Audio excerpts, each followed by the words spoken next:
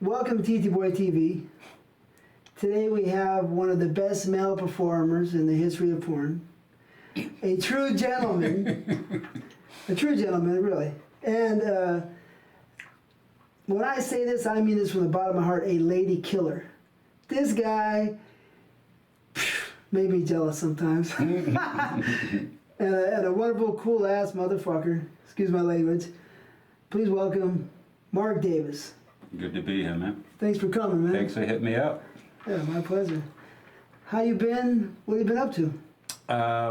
I just been kind of enjoying retirement, you know what I mean? It's been about 6 years, maybe 6.5 years. It was long overdue. I'd had enough. I just kind of dragged it out, and I met my now wife, and about 3 months after we met, it was kind of like we were having feelings for each other, and she said, it's kind of bothering me. I'm like, yeah, I'm ready to bow out. And I think the timings, you never can. I was long overdue to get out. Just leave it at that. It wasn't fun anymore. The last 4 or 5 years just wasn't fun. No, it was just a paycheck. I'd show up and I'd be looking at my watch going, fuck, when's this going to be over?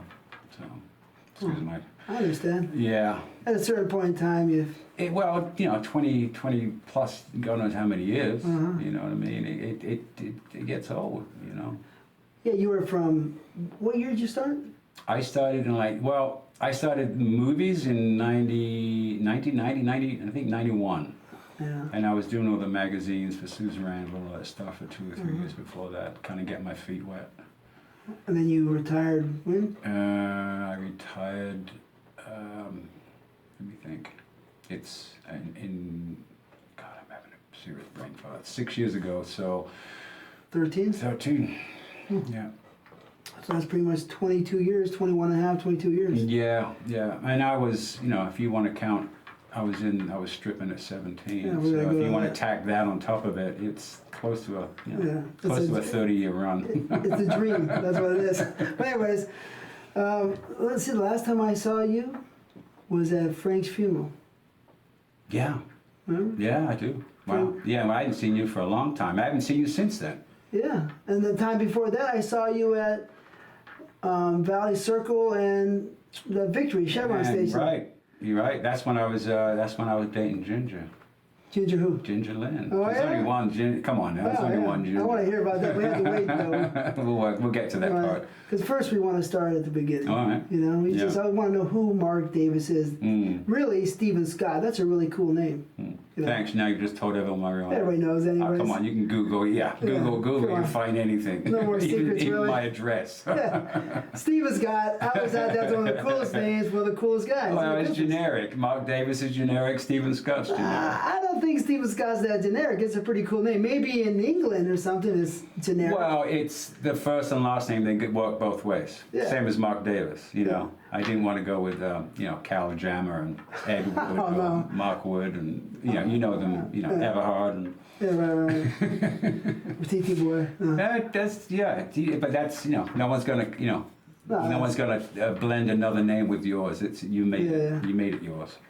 But Stephen Scott is a cool name. Anyways, so tell me, where and when were you born? Born and raised in England, in Essex, in a small little village called Writtle, outside of Chelmsford. How many people is a small village? It's a village. I mean, I think village. Well, okay. It's a village. Obviously, I'm trying to think. Okay, if you Google Writtle, where I grew up, it dates back about anywhere from 700 to 800 years. The Romans were there through it. I mean, it's got a coat of arms in that village. I don't know if a lot of people know what coat of arms is, but it's kind of like I know what it is. Okay, coat of arms. It's got a Tudor house there still. I mean, it's old. It's a village that's been around a long time. It's a very rural area where I grew up. And I left there at 16. My family immigrated to Toronto, Canada. Oh yeah, so 16 years you were in Essex or in England, and England. In that same village? In that same village. Yeah. I mean, how many people are there? Well, it wasn't okay. When I say village, it's not like there was 400 people. No, it was larger than that. I couldn't tell you the numbers. 100,000, 50,000? No. Maybe not even 20. I don't think. So maybe 10 to 15,000. Yeah, probably something like that. So I want to go back to that. Maybe you know what? I don't know. At 16, you don't really get an idea of grip of size of places, you know. So. But so that's pretty much makes you an Italian. You're saying possibly, huh? Because the Romans were there. I did my 23andMe and all that stuff. Yeah. So. What did it say? Well, I got about 70% British, and then there's some French and with us Dutch in there or something like that. There's a couple other countries, you know, 0.001 African, which everyone has a little percentage in there somewhere for some reason or other. I guess, you know, everyone's got a piece. Right. So they say that's all tied back to wanting man over there in Tanzania or someplace like that. Yeah. Right. Yeah. So, so you're not Italian, huh? No. Not one bit. Because I see you like a Roman soldier. I played many. I told my girlfriend that today. I see you, Mark, as a Roman soldier. But I played many. Anyway, that's for sure. So 16 years in that little village. That's pretty small. Yeah. I did venture out of there. My father worked in London, outside Piccadilly Circus, so I would actually take the train down and visit him when I was 15. I would work on weekends and save money up and say I'm visiting him, and I would see him for an hour, and I would go over to Soho where the red light district was. And little did I know, I was this big at 15, so.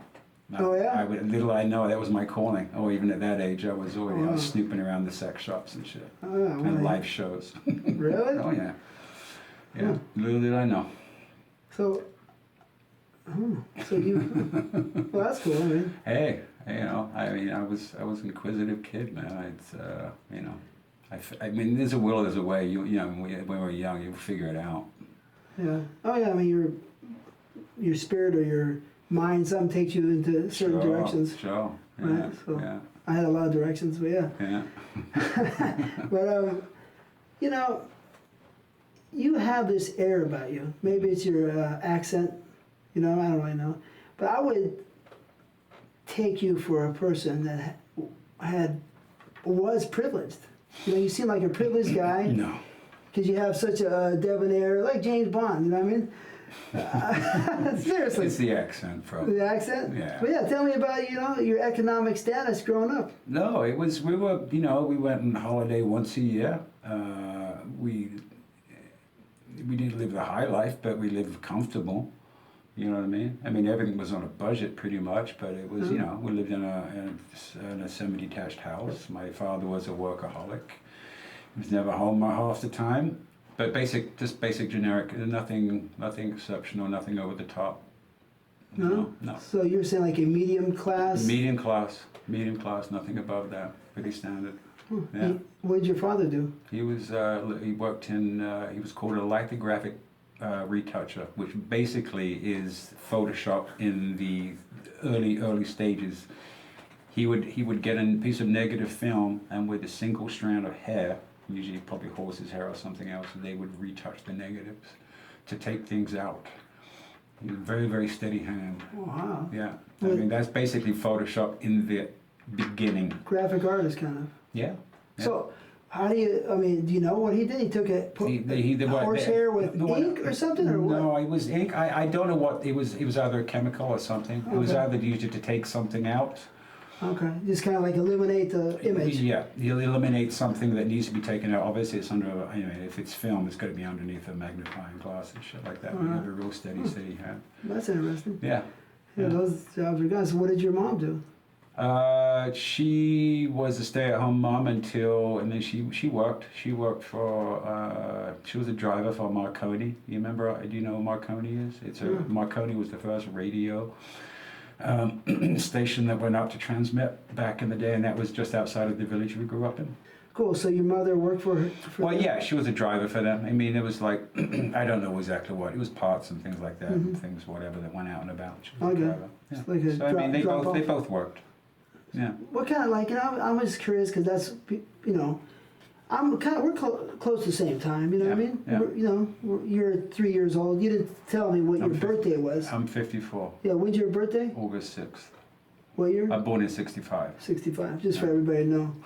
August... Send gifts to... August 6th? 6th. So that makes you... I'm a Leo. Leo, okay. Yeah. All right, so if all the girls out there, they remember Mark Davis, they were crazy for him. He's a Leo. So maybe you get along with his sign. Anyway. Yeah, my wife does. Oh, yeah, right, you're married, so, hey, no, it's all good. So, yeah, so what is like medium, you know, like, because Britain's currency and the average was different than America, you know, price-wise, but, like, you know, I don't really know what is medium class, what is the medium, you know, in that time. Like, how much money do you think? Well, I don't know. I don't know. I don't know. Yeah, I don't know. can't- I mean, put it this way: where I grew up, there was a lot of council houses. Council houses are basically subsidized living for people that can't quite put, you know, make enough income. Section 8 type? I don't know. Yeah, maybe that's what it is. It's basically, you know, block housing, you know, and I mean that was a lot of that around the area I lived in. I see. Close, somewhat within. So you were almost in the ghetto? No. That's No? not good. It's no, definitely Okay. not. No, that's more inner city stuff like that. Okay. It was just there was areas of it. It wasn't like, you know, blocks and blocks and blocks and blocks of these big, huge buildings and stuff. I mean, you got to remember, well, I grew up in the country, so it was, you know, the highest buildings in the area maybe going to be four stories. Well, Yeah, you know what I mean. 15,000 people. That's it. yeah. Yeah. No, there's nothing going on. Yeah. I mean, kind of. I guess. Yeah. Right. Yeah. I mean that. Yeah. It's all village stuff. I mean, there's still a Tudor house that's sitting in the village. There's still, you know, Tudor houses goes back like 300 years plus. Yeah. So It's still standing there. so the properties were spaced out, kind of big. Not where we lived. We were in a subdivision. Is it You got to remember the roads out there back then. There was no grid system, so the roads were all windy and all over the place. You know what I mean? So some of the back village, the roads going out of the village, you could almost, they're completely blind turns where you got to honk the horn in every turn because, you know, Really? and if God forbid there's a truck coming the other way, or a van, the truck wouldn't really fit down there because it would take out the other car. So you had horses. I mean, well, there were stables. There was pig farm down the street. There was on the other side. There was like around the school, my junior school, which was basically kindergarten school. It was all fields and stuff for growing corn and shit like that. so like I was just thinking like it's kind of you know, very country like you said. Yeah. So the horses are probably. Yeah, I mean there was. It wasn't directly where we were. Okay. But there were horses. I mean, my mother used to work on. No, when she was younger, she used to ride horses and work in stables and stuff. But no, there was, put it this way, there was about probably a mile, maybe 2 miles away. There was a place called Highlands, which was an old Victorian house that, on these grounds. It was like I don't know how many hundreds of acres, and it was where people used to live in back in the 1700s, 1600s. And you know, so everything around that was basically the low rent, if you want to call it that. Well, that's you know interesting, what I mean? right? I mean, Yeah. I mean, it's really interesting because I would never think you grew up in like a very small. That's very small. 10 to 15,000 people. Yeah, I mean, that's a guess. Yeah. I mean, you know, that's a guess. Right, that's not. Maybe there's more people. Yeah. But you know, that's still pretty small. Within itself, I mean, yeah, and at my age, you don't really venture outside of that. And then there was another town called Chelmsford where I went to high school, and that was a much bigger city. Oh, how many It was people? kind of connected. That one, I have no idea. I'm not even going to take a chance to guess that one. I'm not even going to. I'm not going to attempt that one. So I'm guessing since your father. It was a lot bigger, put it that way. Yeah. All right. 10 times the size. I don't know. Okay. You're not a mathematician. I'm not even going to remotely try to Okay. get. I'm guessing at my village I grew up in. I'm not even going to attempt to do the one Okay. outside of that. So, your I'm guessing that your mother had to be the bigger influence since your father's working all the time. Yeah, pretty much. Yeah, my dad was never around. He never. I mean, I used to be on the track team and do karate and shit, and he was never at the at any of my track meets and shit. He never showed up. Wow. He was always working.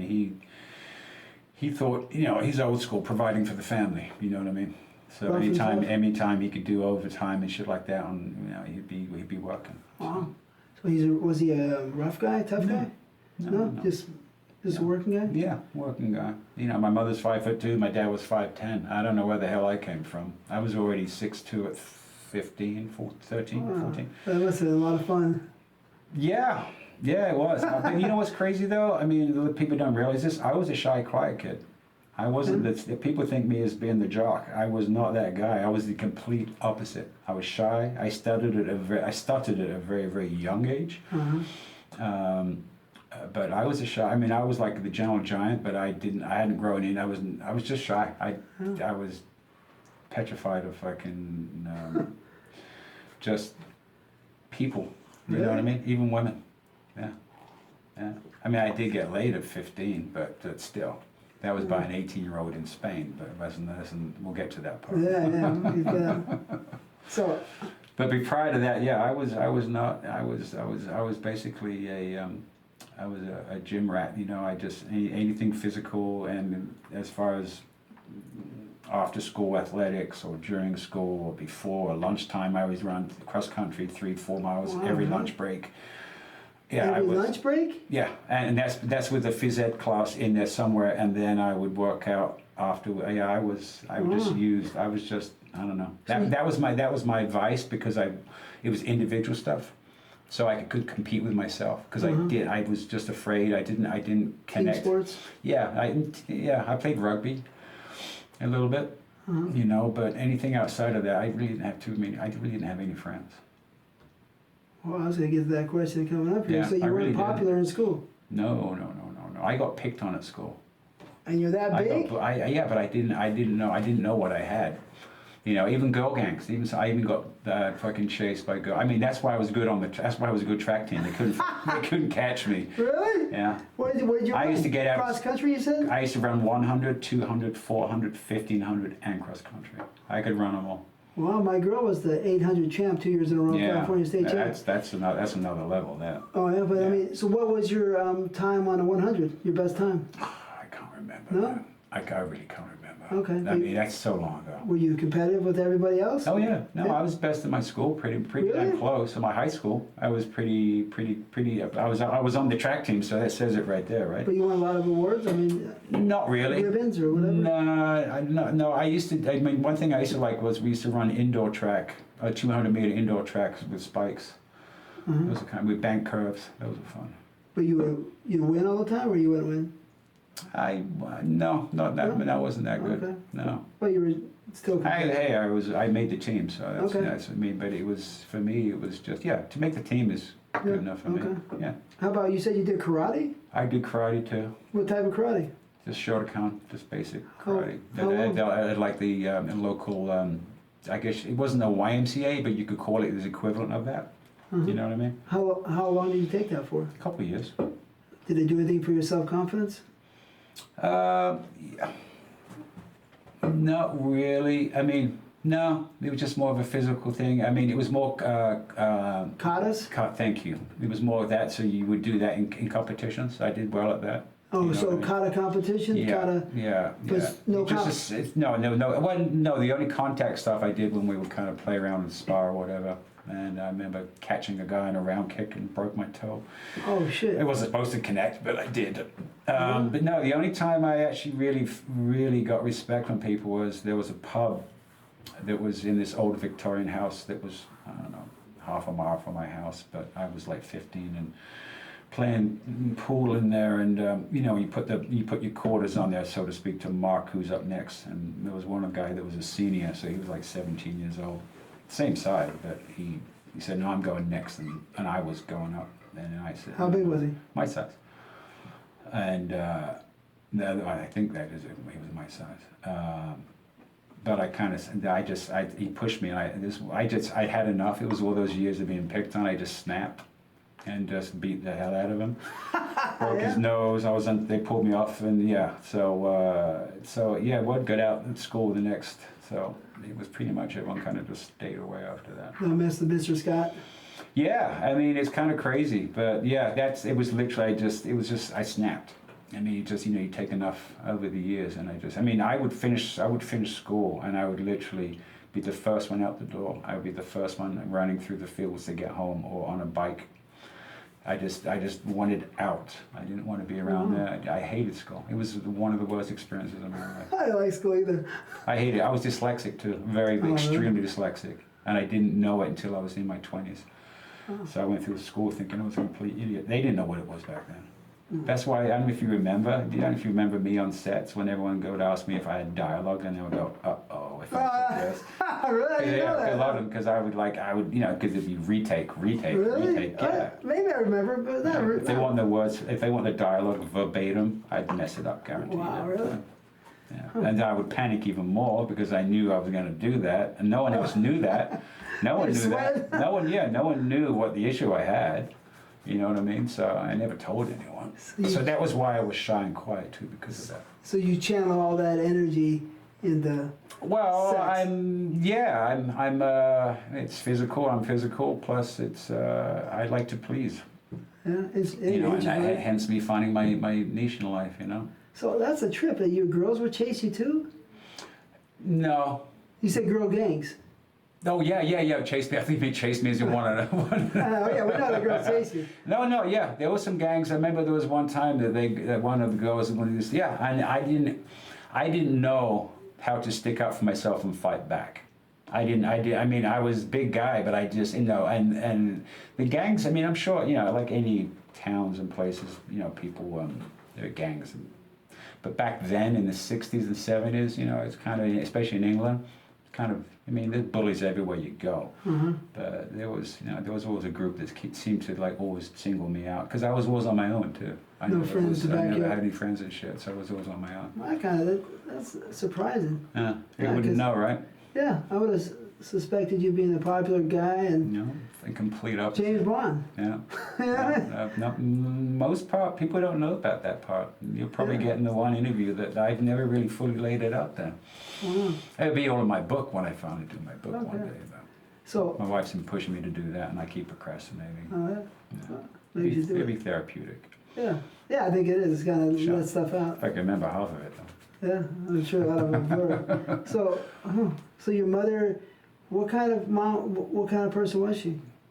She was a great mother. I mean, she was, you know, she'd do anything for us as kids, Mm-hmm. you know what I mean? We weren't like latchkey kids or anything like that. I mean, I have a younger sister that's 2 years younger than me. We were never close. We never got along. Never. It's all, I mean, Close in age. it's 2 years younger than me, but she was, okay, when I was 15, she was 13, but she was a young 13. Where they say women tend, you know, when girls get older in their teens, they always say they're older than the men. 2 years older, 3 but years, but they act older. Right. For me and her, it was the opposite. So when I was already 15, I was hanging out with my buddies' brothers that were 18. I was in the pubs with them at 15. So my sister was kind of like, you know, and then I moved, and then we emigrated to Canada when I was 16, and at 17 I was already out of the house. So she was already like 15, so I mean, and then I was over here in the States at 18. So it's seriously, and it's kind of, it sucks to say that, but it's almost like I never had a relationship with my sister. So that was your only sibling. Yeah. And the only time we've actually kind of somewhat reconnected was my father passed away last year, and I was back over in Canada, and I was staying with her. But that's the most time I spent with her, probably and when my niece got married, her daughter. But yeah, in probably 30 years plus. It's kind of crazy. I sense a little bit of remorse there. Well, it sucks. I mean, if you have a sibling and there wasn't no bad and animosity or anything, we just didn't connect. We just didn't get along when we were younger. And it's a shame because it's like, you know, you say you got a sister, but it's like you don't have a sister. It's just kind of weird. And then I see other people with their, you know, with their siblings, and you know, they're like, you know, I say like brother and sister, but you know, they're inseparable, or they, you know, they grew up together where there's, you know, there's history. Mm-hmm. I don't have any history with my sister. But I was like that with my father. I mean, I didn't speak to my father for over 20 years. My mother for almost 15, 17 years. Wow, that's very strange. So you always were kind of a loner a little Yeah, bit. I am a loner, big time. Still. Yeah. I've actually come to terms with that. It's just, you know, I'm 54. I'm not going to change. I would like to be different, but that's just the way I'm wired. Lone Wolf McQueen. Yeah. Yeah. Right? Yeah. So your mom, I mean, your mom loved you because I can feel that you had some love in your life. You know what I mean? Yeah. She gave you a lot of love and support? Yeah. I mean, there was never hugging. There was never the word "I love you." No? No. Never. No, I don't remember any of it, especially from my father. Never. Really? Ever.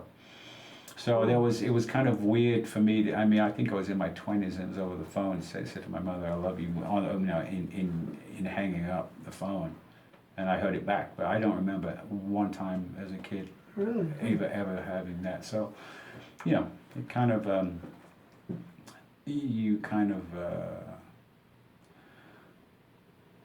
you feel different I mean, you don't get that. I mean, I think that's kind of why, and obviously we can lead into that probably, is why stripping and porn, it's instant gratification, it's instant love, it's instant feedback. And that's why, and once I got a taste of that, I was like addicted to it because I never had it.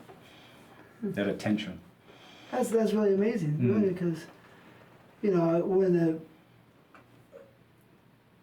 girls saw you, you know what I mean, they were goo-eyed, you know what I mean? So I remember that, but we'll go to that in a little bit. But that does surprise me. But a small village. So, you know, I was a little bit like that myself. That really, you're repressed a little bit. Sure. And so when you're repressed or pushed back, you spring ahead with something you might like. Sure. You know? Sure. Yeah. I mean, it's the only thing. I mean, the only thing you might like, as in what the adult world, you mean? Industry? Yeah, exactly. Oh yeah, for sure. I mean, I was modeling at 17, and stripping at 17 in Canada, and then came out to California to shoot Playgirl, and it was just, I was up and running. But you know, that line, once again, stripping at 17, even modeling, but stripping at 17 and getting that instant gratification, that instant fix, it's like a drug.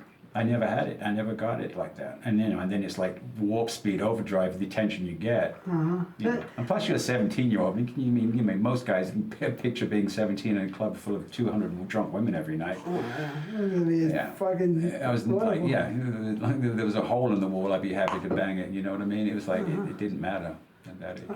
So you were not that good in school, you were saying? That was bad. Really? Hated it. I literally hated it.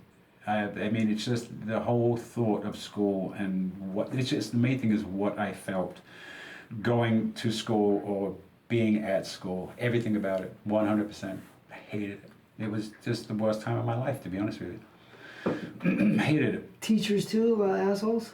No, they weren't. It was you know what it was? It was me having the learning disability and not knowing it and thinking I was a complete idiot the whole time. Oh, so you felt bad yourself? I just felt stupid because I couldn't grasp shit. I mean, there was a lot of, I've actually just been diagnosed by I actually went for some tests where I probably have ADHD as well. And I just found that out 2 weeks ago. So Really? I probably had that going on too and didn't even know.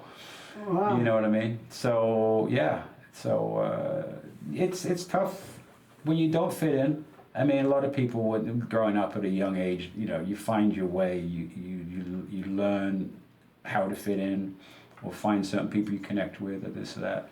I kind of didn't fit in anywhere in that. Yeah, So that's what made me kind of become somewhat of a loner. I can relate, man. Yeah. I relate totally. Yeah. I never could find somebody I clicked with, or as a group. I was an outsider, outlier, whatever you want to call it. Yeah. I totally understand. Yeah. But I was working, you know. Yeah. But so after you beat that guy up, right? Did you get any more We fights? segued a lot on that one, didn't we? No. No? Yeah, it wasn't. I mean, I haven't really been in too many fights. I mean, if I was, usually there was obviously alcohol involved. Usually, but tell me about a couple. Besides the one you told me about. Usually it was very short and sweet. It was like usually we call it a Liverpool kiss. It's a headbutt. That pretty much neutralizes any fight. Really? Usually they're dropped to the ground. And me being a little taller, it's just a nice little spot. Right on the nose. Right on the nose, or even the head, or just nose will flatten it. But yeah, just like a headbutt. I mean, if someone, I've learned because I've had it done for me. I mean, I've learned you keep at arm's distance. Range is everything. Yeah, because I was in this guy's face doing that. I actually was in Vegas one time, and in the first couple of years I was in, and you know, Brad Armstrong, and this guy was in my face and he was being really an asshole to some of the women. Back in the day with like those Wendy Whoppers and all the big-breasted girls. She was and cool, stuff. 92, 94. Lisa Lips and all those big busted girls back Monster in the tits. And some guy was being really rude and really an asshole to him, and I just like got in his face, and he just like, and he caught me right on my cheek, and he didn't get my nose, he would have flattened it. But I shot a scene that next day in one of the hotel rooms, and my face was, so we shot from that side because my lip and my cheek was all swollen. So we shot from that side. But yeah, and I got a couple other really bad ones. Really? Yeah, very bad. You busted them up? No, I got my ass whooped by 5 guys. Oh yeah? Very bad. I got knocked out 3 times from what I was told. I kept getting up, saying F you, whatever, and going at them again, and they were just, it was bad. Because you were drunk, basically? I was high on a lot of drugs, Oh, and, okay. and they were in the house I was staying at, and they didn't live there, and they were partying, and I had to get up and go to work. I had to fly to San Francisco, and I got tooth knocked out, stitches, my jaw was all swollen from them stomping on my head. I'll show you the picture later, it's pretty wild.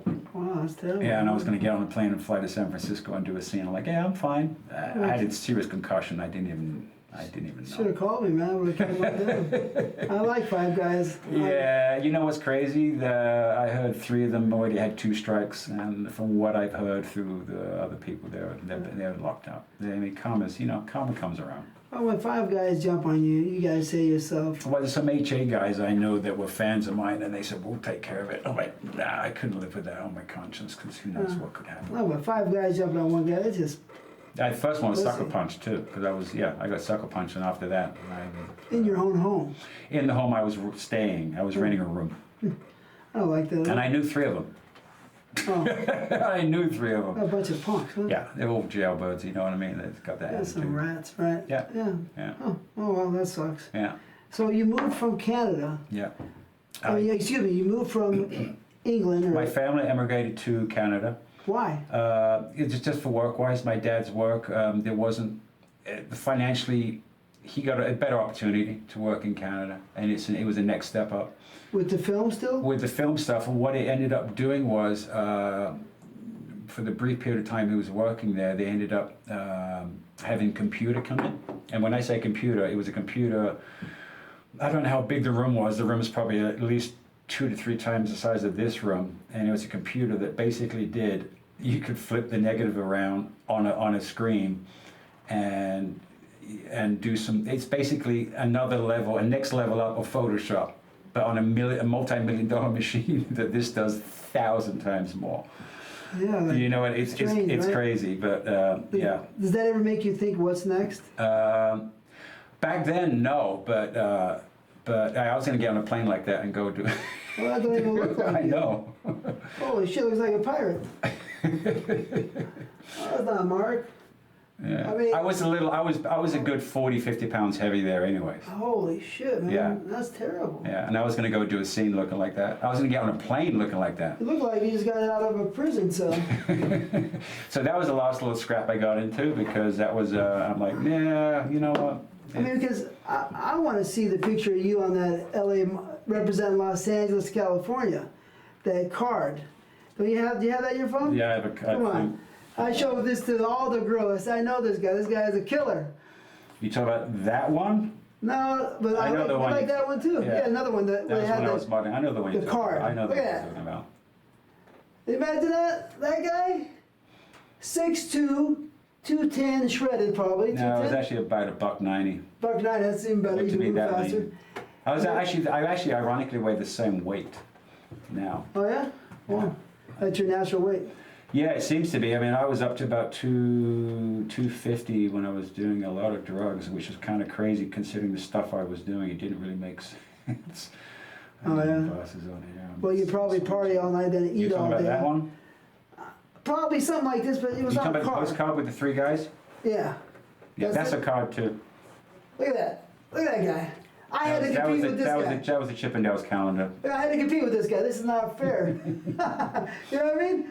That's not fair, man. Yeah. Anyways, Anyway, good old days. so your father moves because he's got a better offer. Yeah, better yeah. job. What's crazy is though, we sold the house, packed up, put everything in a crate, flew out to Canada, sold the house, and he never even visited Canada, Toronto. He never even went to go visit first. Well, that's scary. I'm like, hey, we go to another country. This is great, I didn't have my roots in England because I was that loner. I didn't have, I had a couple friends, but that was like very far and few between. You know what I mean? Mm-hmm. Right. So, Oh, yeah, right, I got you. so I was like, I was on it. I was like, this is great. And I was there not even 2.5 years. And then I had a couple friends there, but I didn't really have time to dig in there. So coming up to California for 5 days work, I was like, let's do it. And I didn't plan on staying. Oh, really? So you're there at 16 years old? You moved? 16, yeah. And then Well, you said by 17. So let's go. 17, I was out hanging out in some bars and pubs, local places. But why? Why you're a loner, right? Yeah, yeah. And you're not really popular, and you don't Yeah. get along with people. You're not really that communicative. You're not an extrovert. I found booze. Oh, so you Booze started makes, talking? booze kind of, get chat with the girls, and drinking age in Canada is 18 or was 18. So But you're 16. I was 16. But you look like you're 18. I look like I'm 18. You know what I mean? I mean, you have to show ID to buy beer and stuff. The liquor store and the beer store is a government-run liquor store and a government-run beer store. So they're by the book. So you need to have legit ID and all that stuff. So, but other friends. And there was a guy that lived on a farm across the street from where I lived, and he was older than me. And we would buy 2 4s, which is basically a case of beer, 24 in each. We'd drink a case each. He would take, You drink 12, he drink 12? No, 20. 2 4 is a case, and we would sit on that. And You drink 24 beers, he drink? in a night. Yeah.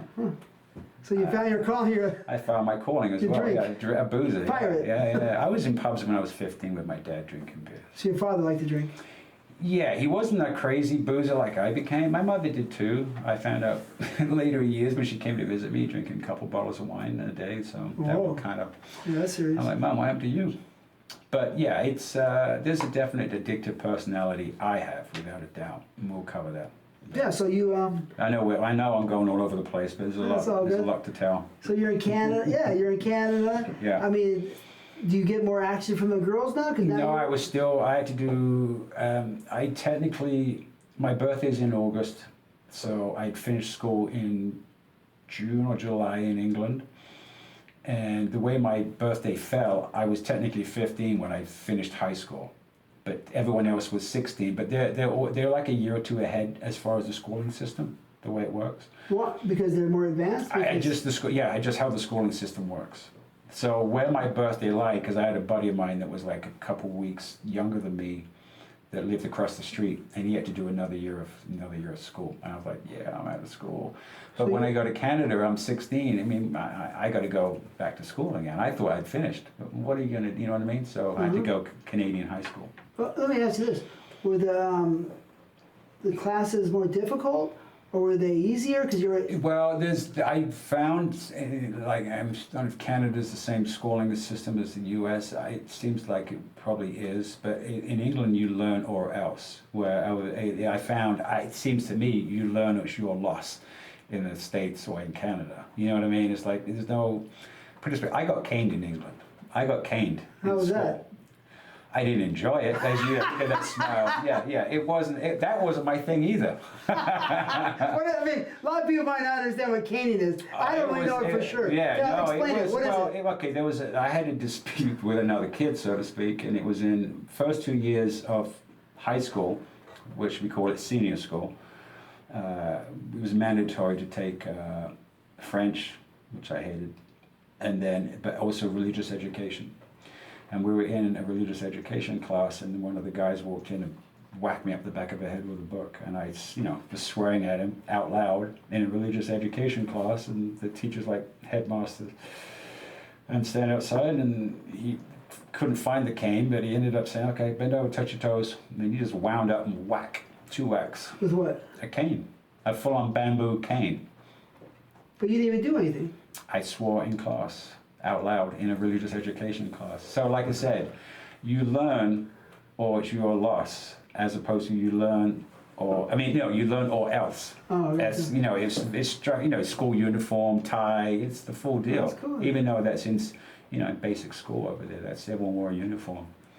So if you didn't learn your school and you got bad grades, did it cane you? No. There's a reprimanding. No. There's schooling is one thing. If you can't hang with the schooling system, or you need extra remedial classes and stuff, then fine. But no, it's when you mess up on the rules.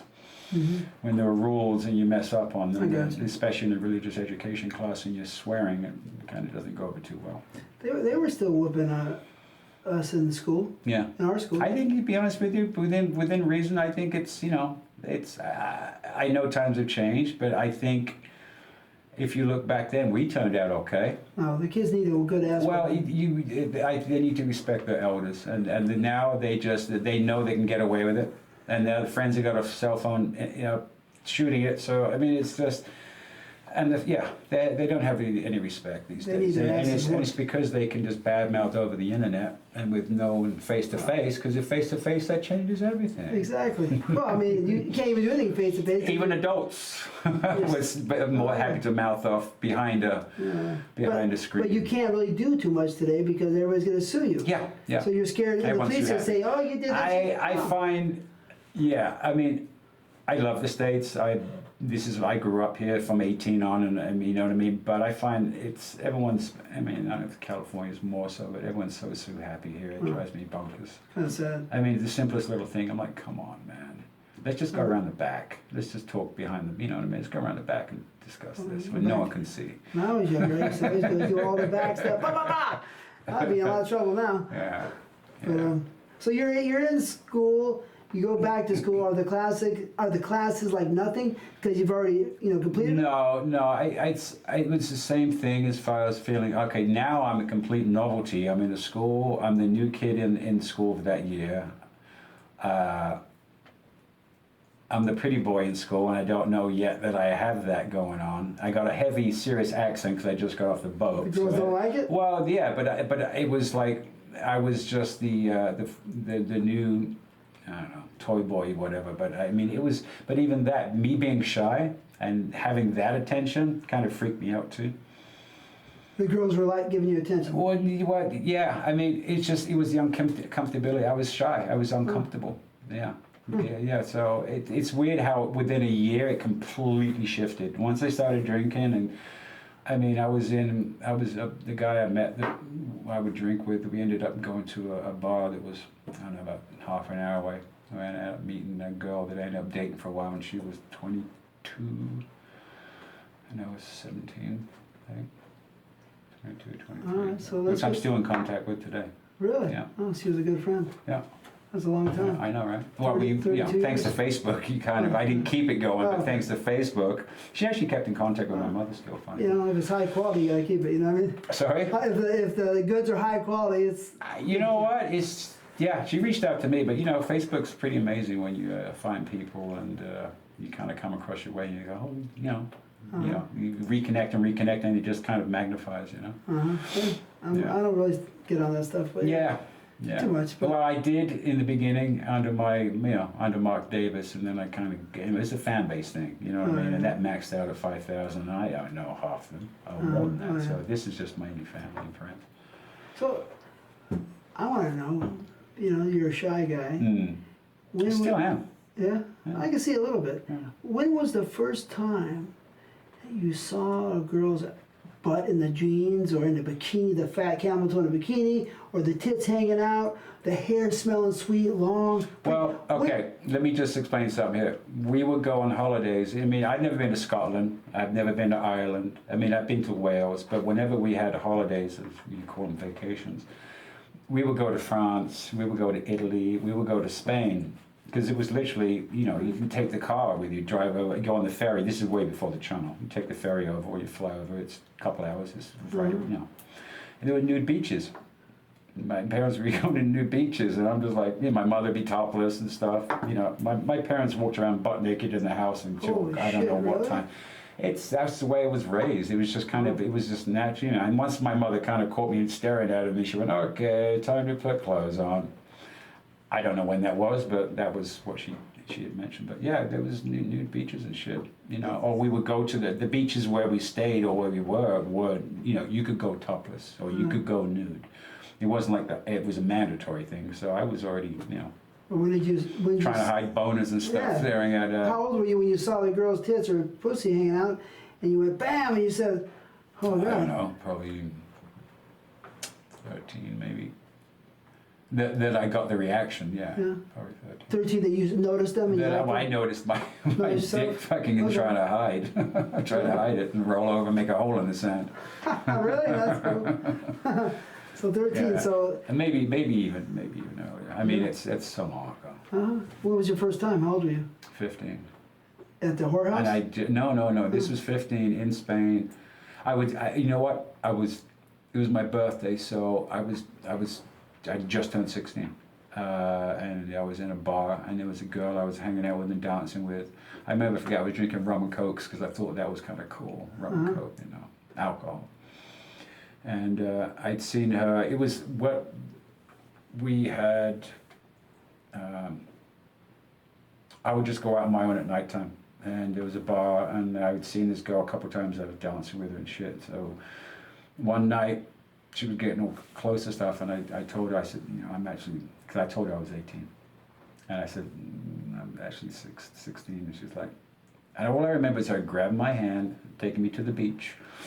It was dark out and stuff, and we made love on the beach. Really? Yeah, it was two pump chump. It was like literally, we didn't know. Oh, dude, come on now. Really? Like, oh yeah. I was so embarrassed though. I kept going, and I kept hard, which I can still do to this day. And she goes, no, it's okay. You can stop. I'm like, no. And this is my first time. And I was so embarrassed that I just kept going.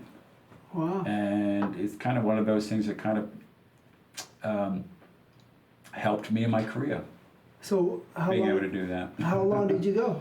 I don't remember. I mean, an hour on the beach? I don't remember, man. Come on now. Oh, I remember. I don't. I have fried a lot of brain cells over the years too.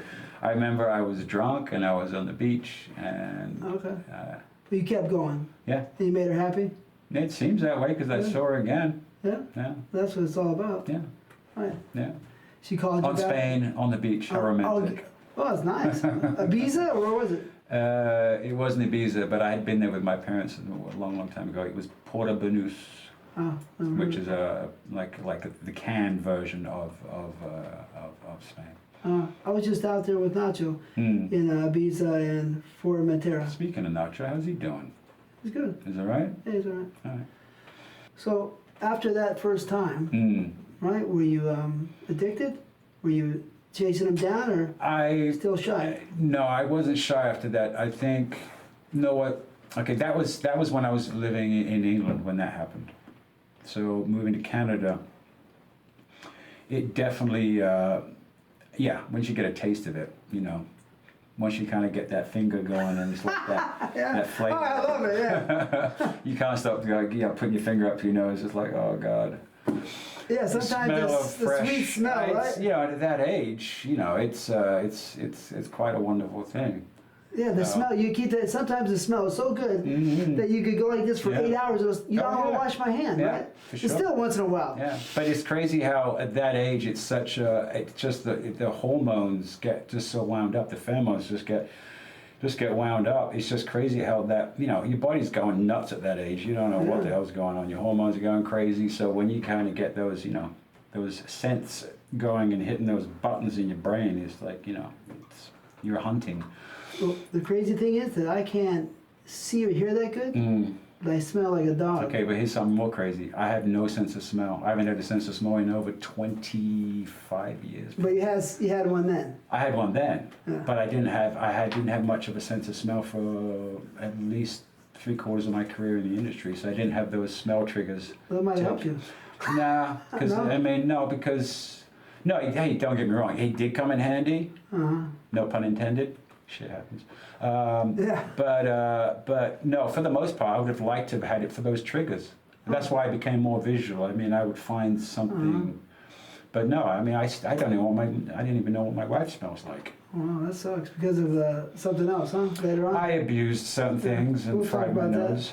Yeah, but I tell you, between me and you, sometimes I'll be on a set. Yeah.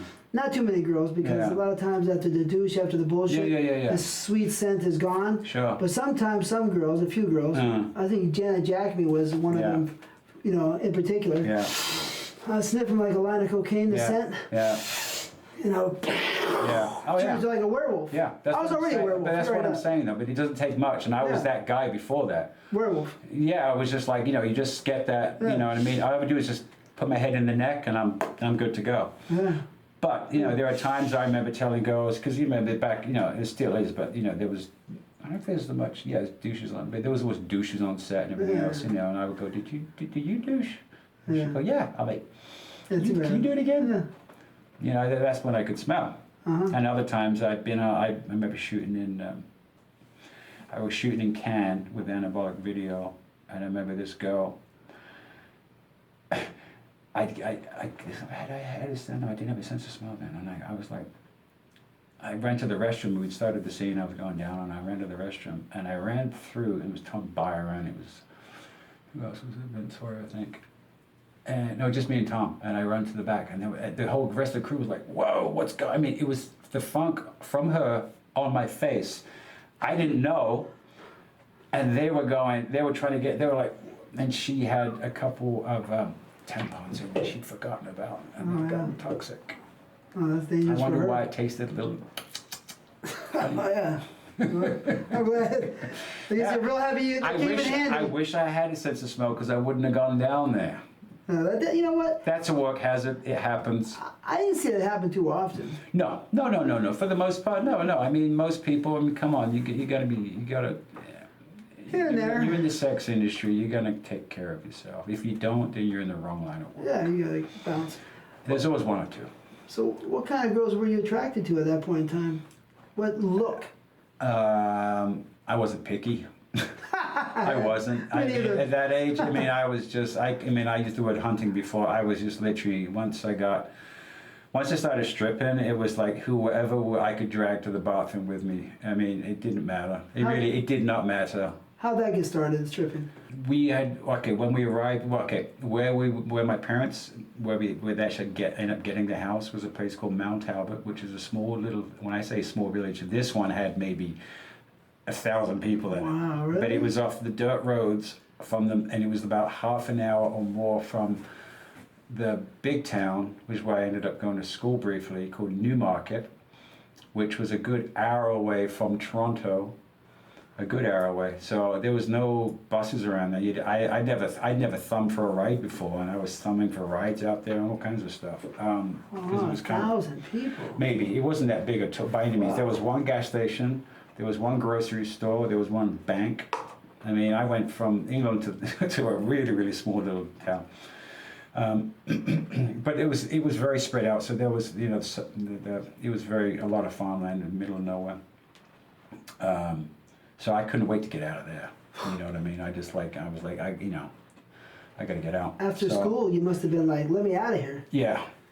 So that's where the drinking kind of started. And then I remember I was staying at the girl that I was seeing when I was 16, 17, when she was in her 20s. I was staying with her, and then she was working in a restaurant, and I ended up working. I ended up modeling and working in this restaurant. But this is I was 17. Where? The restaurant was in Toronto. Okay. I would take the train down. Okay. And then the girls I was hanging out with, I was working with, wanted to go to a strip club and have some drinks. And I'm like, I'll go with you. I don't, male strip club. I'm like, I don't care. So I go with them. And you're in good shape at this point in time. Yeah. Shredded? No, I wouldn't say. No, I wasn't to the point. No, that came when I came to California. Okay. That came when I was in here. I was in LA for a year, and that's when I kind of you're working out at Gold Gym in Venice, and you kind of So you're just in pretty good shape. I was in pretty good shape.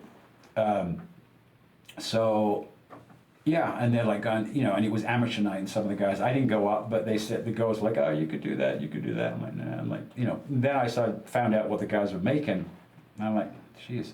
How So much? anyway, You remember? well, I don't know, but it was more than I was making. as a $100 a waiter. night, $200 a night? Probably something like that. Mm-hmm. Yeah, and this is back in '80. We're talking in '83, which that would go a lot further back then. The minimum wage is probably like $1.75. I don't. $2 in Well, America. I was a waiter in the restaurant at the time, and I was modeling. The modeling was, I don't know how much an hour I was getting back then. So you were getting paid by the hour for modeling? Yeah.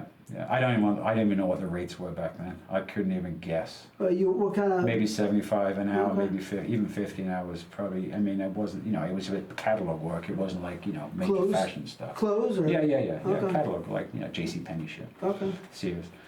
So you did a lot of that stuff? I did commercials too. Yeah, I did some commercials, local commercials. Talking there. commercials? Yeah. Oh yeah? I did some music videos and stuff. Really? All Canadian content stuff. Wow. And then, So you got a lot of work modeling. Yeah, I did okay. I did all right. I mean, I always had to have a second job supplementing it. When I came out here, I was modeling, and I'd done fashion shows in Italy and Germany and shit. When you were... When I was based out of here, I'd gone to Europe and okay. shoot stuff. Alright. But anyways, those three girls that night, I ended up missing my train to go home, so I ended up going back to their place, and the three of them jumped me because they were all wound up from the guys stripping and stuff. So that was my introduction to having I went past the two-way, two girls, and went straight directly to three. Wow, how did that work? And that really kind of was that was it. I was off and running. You I took wore care the of three of them all out. three of them? I wore the three. You of wore them them out? Yeah. How many hours? I don't remember. Yeah, 4 hours, 5 hours? When you're in that element for the first time drinking, and then you got one go to the next, to the next, to the next, you're in the zone, you're in the mood. I don't know. I don't know. I remember when I was younger, Yeah. I used to go 6 to 8 hours, Yeah. like it was nothing. Sure. Is that, Probably. Sound familiar? I mean, put it this way, they had enough, so. yeah? You Yeah. wore them out. Yeah. They Yeah. tapped out. Yeah. And you were 16? I was 17, and they were 17. in their 20s, early mid 20s. Were they good looking? Yeah. Very. Really? Yeah, I remember 3 that. great looking girls? Yeah. That's beautiful. Yeah, That's it a was. dream. Yeah, yeah. So and then I started stripping, and then it was just that. Then I was hooked. I would go through a couple girls a night. Yeah. We would do 2 sets. It was 5 guys. We would do a set each, and then there'd be an hour break where we would table dance for an hour. And it was $5 a song. It was a milk crate with a piece of wood on it, and every girl would sit along the back rows of the club or in the dark areas. So it was $5 a song, and you had a G-string on, and every girl would suck your dick. I mean, every single one. I mean, you could go through Really? within an hour. You figure how many songs would you get through in an hour, and the guy would always cut them short so we could make more money. And so it would do that, and then after the show, it was just free for all. It was, and this is 1983, so you weren't catching anything back then. There was nothing, Age HIV around, wasn't around back then. That wasn't It around. was around, but it was, Right, it was, not all it was prominent. everyone thought it was just a gay man's thing and whatever Uh-huh. and everything else. But it was, it was no real. But these girls, you're 17 and Mm-hmm. you're doing 2 or 3 a night? I was getting my dick sucked by at So- least probably 10 minimum. 10? Minimum. Yeah, that's Oh yeah, a lot, it was man. crazy.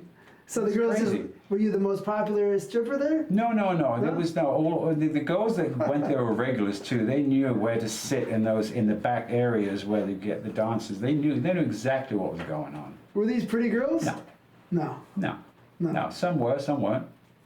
It was $5 and it was a mouth.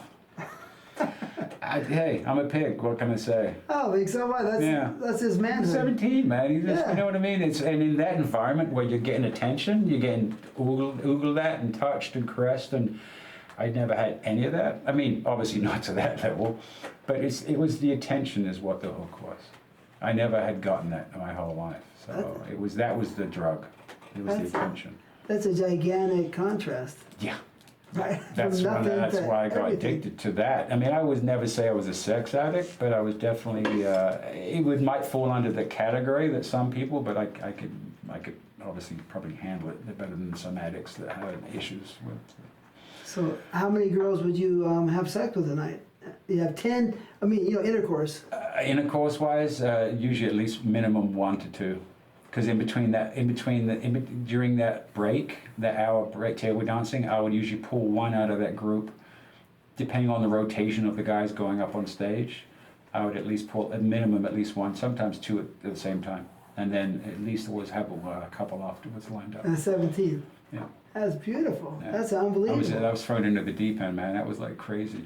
That's like a fantasy come true. Yeah. So you would just say you come I to the just back? literally snap my fingers. I would just say a couple of things, I said, they would say something, I can't remember what the line was, but I would dare them and they would go, yeah, sure I would. I'm like, now, let's go. That was it. That's So- all it took. And there was a restroom, it was like, it was a restroom, it was downstairs at this place. This place was really seedy and dirty, and there was no AC, there was smoke. good, You could right? barely even see through the smoke. My eyes would water because there was so much smoke in there. Really? It was like, the ceiling, you can almost touch the ceiling in the place. But yeah, the bathrooms were just, yeah. Dirty and Yeah. but fun. Oh yeah. That's, I remember all that stuff vividly. I mean, everything, the whole you remember deal. that one, huh? I do remember that, yeah, the environment and everything else, because it was such I look forward to going. It was good. At 17. And I had friends then, because you know what? Because the guys, it was a camaraderie. It's the same thing with, I mean, there are cliques of, whether it was stripping, we'll get to this part obviously because I was at Chippendales as well. But, there's a group of guys that I work with back we'll be talking about, geez, I forget, since '84, so that's crazy, it's 35 years ago. But I still in contact with a group of guys from that period of time when I worked with them for 4 years. I'm still in contact with them today. Wow. Still friends. Really? Yeah. Oh, similar to. It was kind of an era where we would just kind of like, it was just a special time. It was '80s. Chippendales was kind of, you know, the original, the club. I was there from '84 to '88. That's the reason why I stayed in California. Yeah, so tell me, so hold on, before we go back to Cali, like LL Cool J says, back to Cali. Yeah. You know, because Cali is the shit, you know what I mean? We gotta, right? Cali's the best, but, so how long did you stay stripping at this club? Well, okay, so the restaurant I was working in with these particular girls, so I was stripping, and then the manager that worked at that club, that restaurant, he was modeling too. He was the manager of it was a seafood restaurant downtown in Toronto, and Playgirl were coming into town, and it was advertised in the local in the Toronto Sun, which is like the equivalent of the LA Times, but a little bit more. They even had a page 3 girl on there, which in England they have a page 3 girl, which is a girl that's topless in the newspaper. They had one in England too. It's called the Sun. Anyways, they were looking for 10 Canadian guys to do a spread on Men of Canada or whatever, and basically they're nude. So, and it was like 600 guys showed up. I mean, anyways, the guy I worked with, I can't remember his name, he was Portuguese. Anyways, he said, let's go for fun. I'm like, I'm working. He goes, well, just, you know, I'm the boss, let's just cut out early. So we went down, they take a Polaroid, you know, they put down your, you know, statistics and everything else, and they get back to you. And I was chosen out of 600 guys, I was one of 10. So they did, you know, they did, and I was 18. I was turning 18, so I did that. The magazine came out. And then they ended up choosing one guy out of that 10 to fly to California to shoot the centerfold. I got picked. And that is the number one reason why I'm here in California today, because I came for 5 days to shoot in Santa Monica where they put me up. And that same week I was here, Chippendales had been open for a couple of years, I think. And I'd heard about it, and it was a nightclub afterwards. So there was 400 drunk women, and I'm like, I gotta check out this place, I've heard about it. I didn't get my foot in the door, and one of the hosts was standing out front right after the show, and he goes, do you want a job? I was like, sure. That's why I stayed in California 35 years ago. I was there for 4.5 years before I even, I was actually in California, I was here for two and a half years before I went back for my first visit. And I came with a suitcase, they didn't know anyone. And the rest is history, as they say. Wow, that sounds like fun. Yeah. So, but I want to go back to that club. So you're in that club, and how so you're there for 2 years, year and a half? Is that club in Canada? Probably a year. So how many nights a week would you work? Actually, they were open 7 days a week. So, but this is bad though. I mean, say you go to see a comedian, right? And he's scheduled to go on stage at some rinky-dink place, and there's 2 people in the audience. They still have to go up. That was kind of the mentality where I worked at the strip club. You had to go up even if there was 2 girls in the audience. When you have a full routine dancing to a song, it works to have feedback. When there's 2 people, it's like murder. Yeah. But you did it. So how many days? I probably worked there 7 nights a week. That I can think of. Really? I had nothing else to do. I didn't have many friends, man. I would drink. If it wasn't busy, I would get loaded anyways. Probably, obviously spend more money than I would make, but we would buy, bring our own booze and get loaded in the back. I see this a little bit like one of the Louis L'Amour westerns. Here comes a guy from Europe, right? Right. He comes in, he finds his way off the boat, right? He's a soon-to-be gunfighter, right? So you're molding yourself to be a up-and-coming gunfighter. Right. And then you got other gunfighters in San Fernando Valley, TTBoy and Peter North, right? And you guys got to meet, and duel it out. Yeah. But anyways, I knew who you guys were before I got in. I was like watching. As soon as I got to California, and you go into the video booths and stuff. Not booths, but the video stores, and go in the back and get there. I knew who everyone was. I want to hear about that. Yeah. So, when was the first time you started watching movies? Jeez. Well, I remember being in Soho in London at 15, watching it in a small little back alley theatre.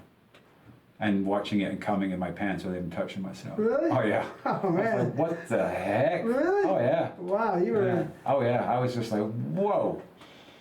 Yeah, I was like embarrassed as hell, but yeah. Can you remember any of those girls that you liked back then? No. They were European girls, huh? I don't Or remember. you remember? I don't Okay. remember. So, all right. So, No.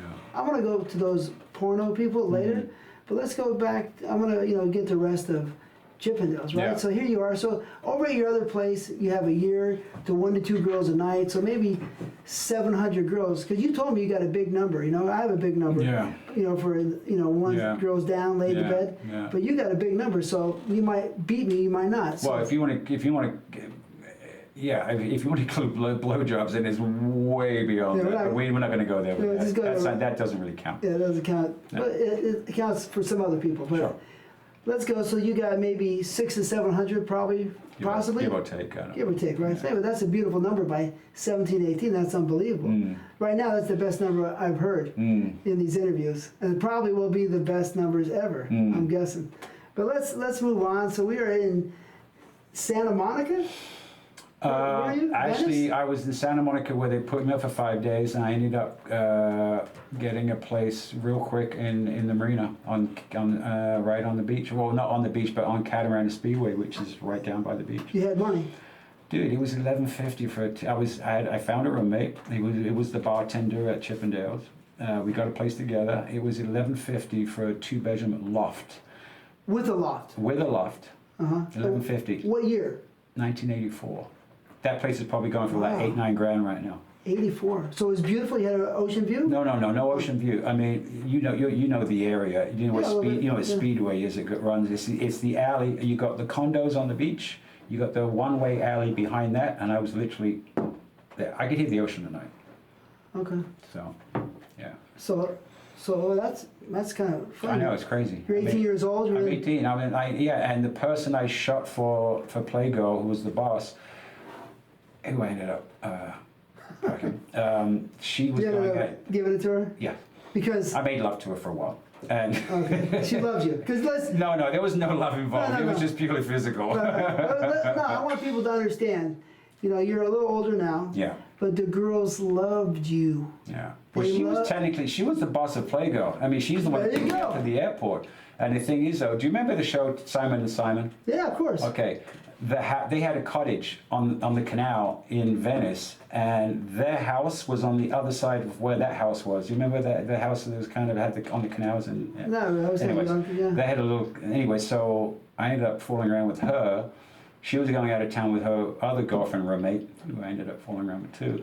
And they said, "Listen, I house sat with. Now I remember it. I house sat with them for a month before I moved to the marina. But they gave me the keys to the BMW convertible.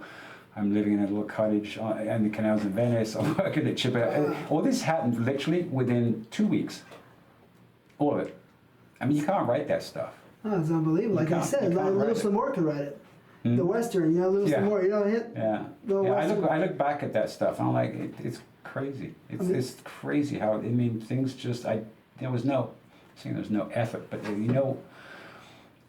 I didn't go looking or it literally just fell on my lap, literally.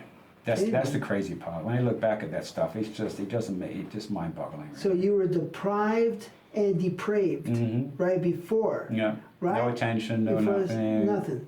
And Yeah. now, boom, Yeah. you get this Overkill. machine gun of Yeah, and Barrage of women. Chippendales was, I think the capacity was 300, but they used to get close to 400 in there 5 nights a week, 2 shows on Saturdays and Sundays, well. So tell me, with five lead dancers. so And yeah. there was waiters in there. I was a waiter and a host first, and, Oh, okay. and then I did dance there. So Yeah, you're starting to pump up more because you're right there in Venice, close to Venice. You're starting to it's literally 5 miles away. It was Overland and Venice where the club was.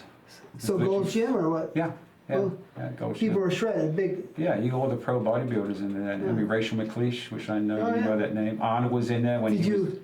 you talk to her? No. It was, you know what? No. How'd she look? She looked kind of She sexy. looked amazing back Yeah? then. That was definitely my type, Okay. 100%. Good shape. Good shape, but brunette, kind of Latin. I mean, I've dated blondes. I mean, But it's more of the exotic look. I mean, my first wife was Asian, my second wife was black. Yeah. And not knocking anything from my wife, because she's a sweet Jewish girl from Detroit.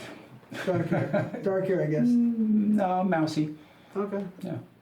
All right, so this is interesting. So you're at the gym, all these big bodybuilders are rubbing off all that energy off you, so you got to get shredded. Arnold's in there, Robbie Robinson's in there, Dorian Yates is in there, Mike Dorian Christian's in there, the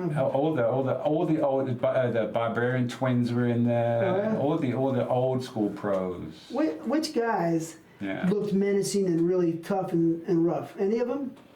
It was, you know what's weird was the Barbarian twins were just kind of weird, man. They just like, you got two guys built like that. It was just kind of, and what they were, and just for that era. But Mike Christian was one of the freakiest ones, though. Yeah. You know who that is, right? Yeah, I remember his name for sure. Yeah. Dorian Yates, I saw him in the magazine. Looked pretty ridiculous. Anytime I saw him, a lot of times during when the Olympia was going on, wherever it was, a lot of the guys came in afterwards to do magazine shoots, or they were there before prior. So they would kind of, because they were in that after show shape, they would do all the magazines and stuff. And I was doing fitness modeling at the time, so I was kind of in that scene. So the Barbarian brothers, two wild dogs? Identical twins. Yeah, so kind of two they bookends. look pretty rough and tough? Yeah, they did. I mean, I don't know if they were or not, but they definitely looked the part. Uh-huh. Yeah. Anybody else that looked rough that you wouldn't want to mess with?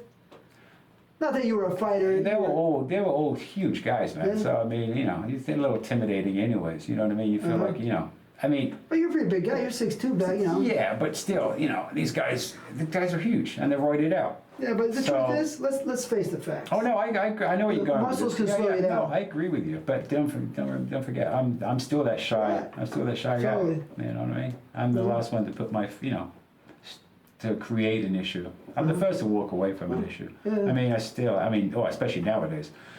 I've had too many neck surgeries and back surgeries to deal with that. Wow, If I get punched, I'll be screwed. So, well, I had triple disc replacement about 6 months ago. So, Oh my God. yeah, so that's a whole nother story. You're working out. You got this spot in Marina Del Rey, and you got how many girls a night now at Chippendale? Well, when I started, I was a host and a waiter, so I had more time to get connected with the girls. You know what I mean? When you're a dancer, you backstage, you come out, you do your routine, after the show is when the girls will want to hang out and do their thing if you're one of the dancers. But because I'm a waiter and a host in the beginning, I'm connecting with the girls left and right. And I ended up getting, Connecting in which way? well, you're communicating with the girls. Yeah. So, if I'm a host, I'm directing them, helping them out, flirting with them. If I'm a waiter, I'm going up to them, serving them drinks. So there's a direct connection right there. I got the nickname as being the stall king, which means I would take the girls back to the restroom and fuck them or whatever with them in the stalls in the back. And that was literally, the mothers were more crazy than the daughters were. Just off being a host. Yeah. Oh yeah. Yeah. They would just flirt with you and stuff, and you get some drinks. I mean, put it this way though, if you think there's an environment of, let's just say 300, because usually it was more than that. 300 women. Most of them had never been out in an environment where it's just the girls. They're visiting. They're visiting, right? A lot of them? A lot of them from out of the country, out of state. Out of state. A lot of them are getting married. Out of city. Out of city. So there's always a group of them. So, and then you got and the mothers probably got more pent up stuff going on top of it. So they seem to be the really crazy ones. And then you got booze involved, and then you got bodies and good looking guys around.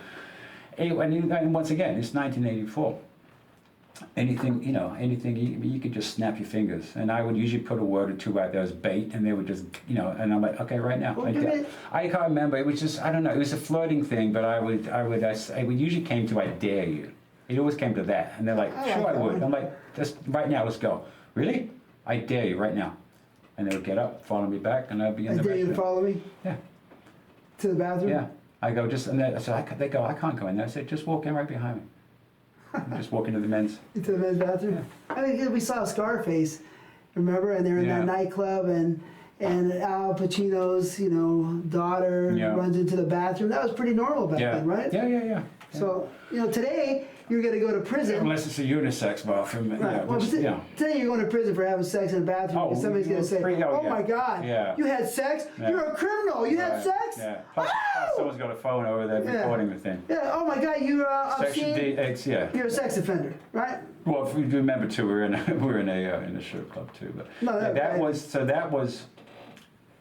I would that when I was that would be probably, I don't know, 2 or 3 girls a night on average, and then I would take one home.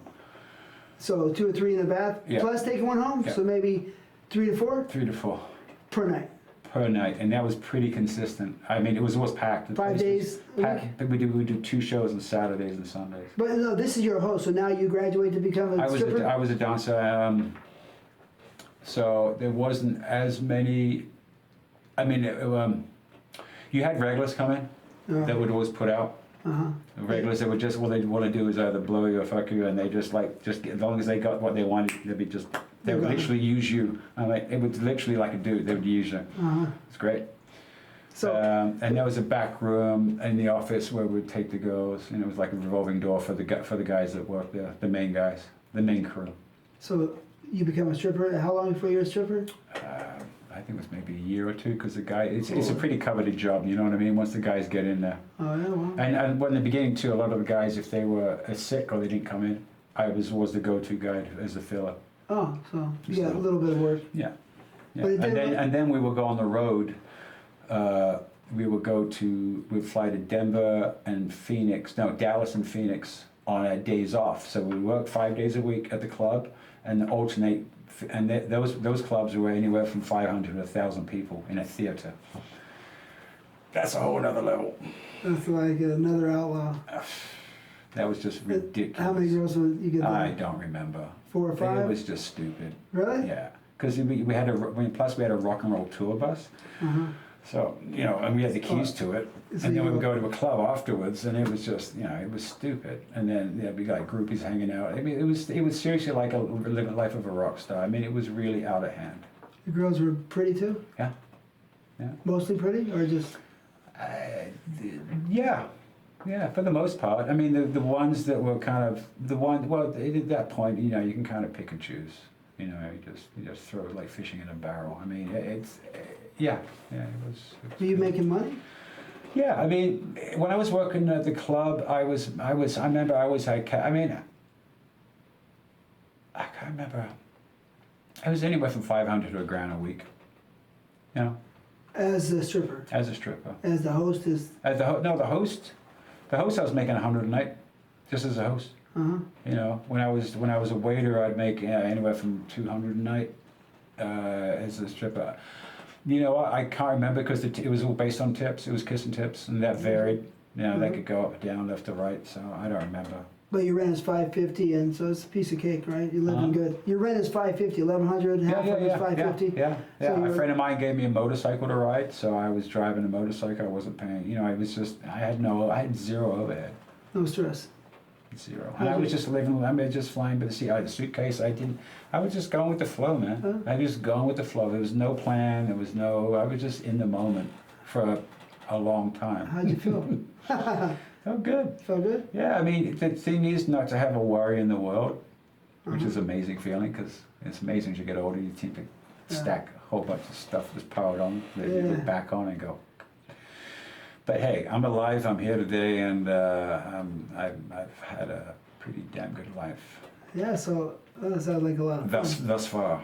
Yeah, so all those girls, I mean, it's gotta be very, very strange for you, to go from like nothing to have so much. But how many girls do you think in that time? So when did you stop stripping? I stopped stripping in midway through 1984. I was at Chippendale for No, stop. Yeah. No, I was at the club for 4.5 years. No, you're in Canada for a year, then you're in Chippendale. In Canada. In Chippendales, I was there for 4.5 years. So I stopped. 83, this is 83 you started stripping? Yeah. Just period. And then you were kind of like still getting the same action? Yeah, oh yeah. So, if not more. Well, no. Well, if you want to call penetration action as opposed to BJ action. No, I mean, you're a host, you're still getting a lot of it. Oh yeah. And then you become a stripper. Yeah. I was probably getting more as a host if you want to do numbers because I had more time. What's the most girls you ever did one night? It's more than 6, I know that. Oh, that's on a movie set. I did 6 on one time on a set with just me. You know what? One time I was standing in a limo, and there was probably about 6 to 8 girls in a limo, and I was standing there in the parking lot, out the sunroof, and they were all taking turns in the limo, and it was the mother, the daughter. It was like the whole. As in the stripping times. Yeah, that was crazy. The mothers and the daughters. Yeah, it was the whole family bachelorette party. Really? And I'm standing in the limo with my head up. So 6 to 8 girls right then? Probably. That was beautiful. That's an unbelievable experience. You know? Yeah. That's unbelievable. That's amazing. Yeah. So, you quit stripping when? I quit stripping in 84. 84. I mean, sorry, 88. 88. Midway through 88. So pretty much you got 5 years, solid 5 years Yep. of all this crazy action, mayhem. Yeah. So we're talking about 1 to 3 girls a night, maybe 2 Yeah. or 3 girls If you a want night. to do an average for that period of Yeah, time. I'm trying to average from 83 to 88. Yeah. 2 to 3 girls a night, you think, for 5 days a week, or what do you think? 'Cause the ones that don't count are the repeats. Yeah, but don't forget, you got to think I was going out at night too after that. Oh yeah. After the clubs, the club would, I would Okay, go then out too. was so it easy for you to pull Yeah, girls? so that's that. Yeah, so that's So how many girls? I would actually go to. We would actually go to strip clubs. That was even more easier because they Really? knew who we were. They would come to our club. Oh. We would go to theirs. So then you just go pull more, or 1 or 2 a night, or could you Well, get? I don't know. one? I don't remember the numbers. I mean, if you want to do an average, I've done the math as far as, and I can't remember, but it was if you do an average, a basic average, and then combine it with the movies, it's 8,000 ish, give or take a couple. 8,000. Okay. Yeah, probably. I mean, I don't know. It's up there. Pretty good. That's great numbers. And I'm not buying. I'm no way in hell am I buying the Wilt Chamberlain number thing. That it's just it's not feasible. 20,000.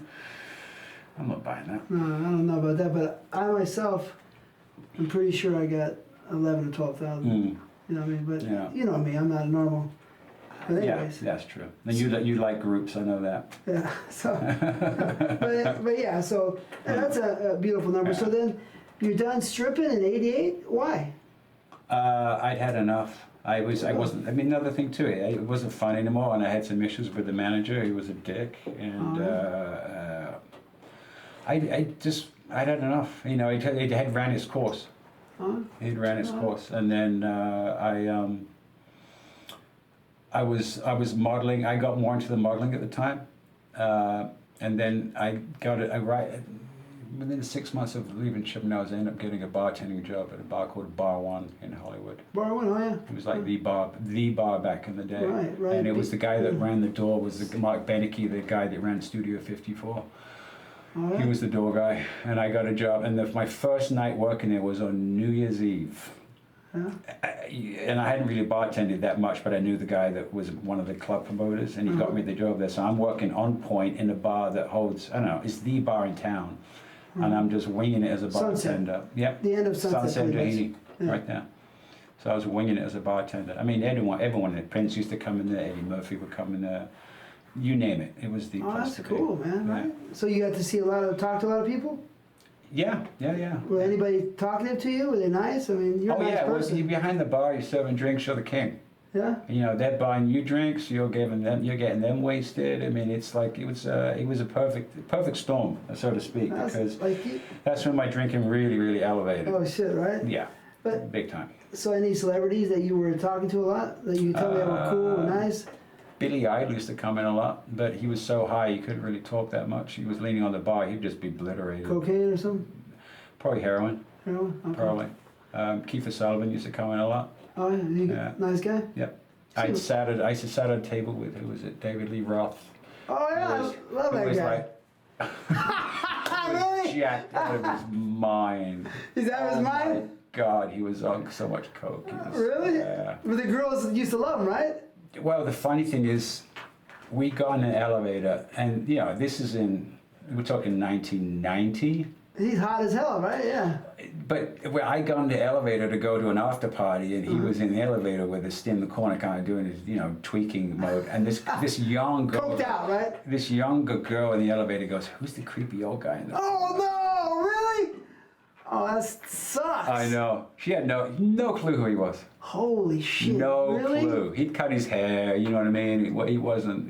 But He yeah. was on his way out. Yeah. She had no clue. It was, Oh, that it was funny. sucks. Yeah, but we used to lock the doors at the club after like 2:00 when the main people had left, and then it was like people with actors and actresses would hang out afterwards for another 2 or 3 hours, and we would drink, serve drinks, and all the above.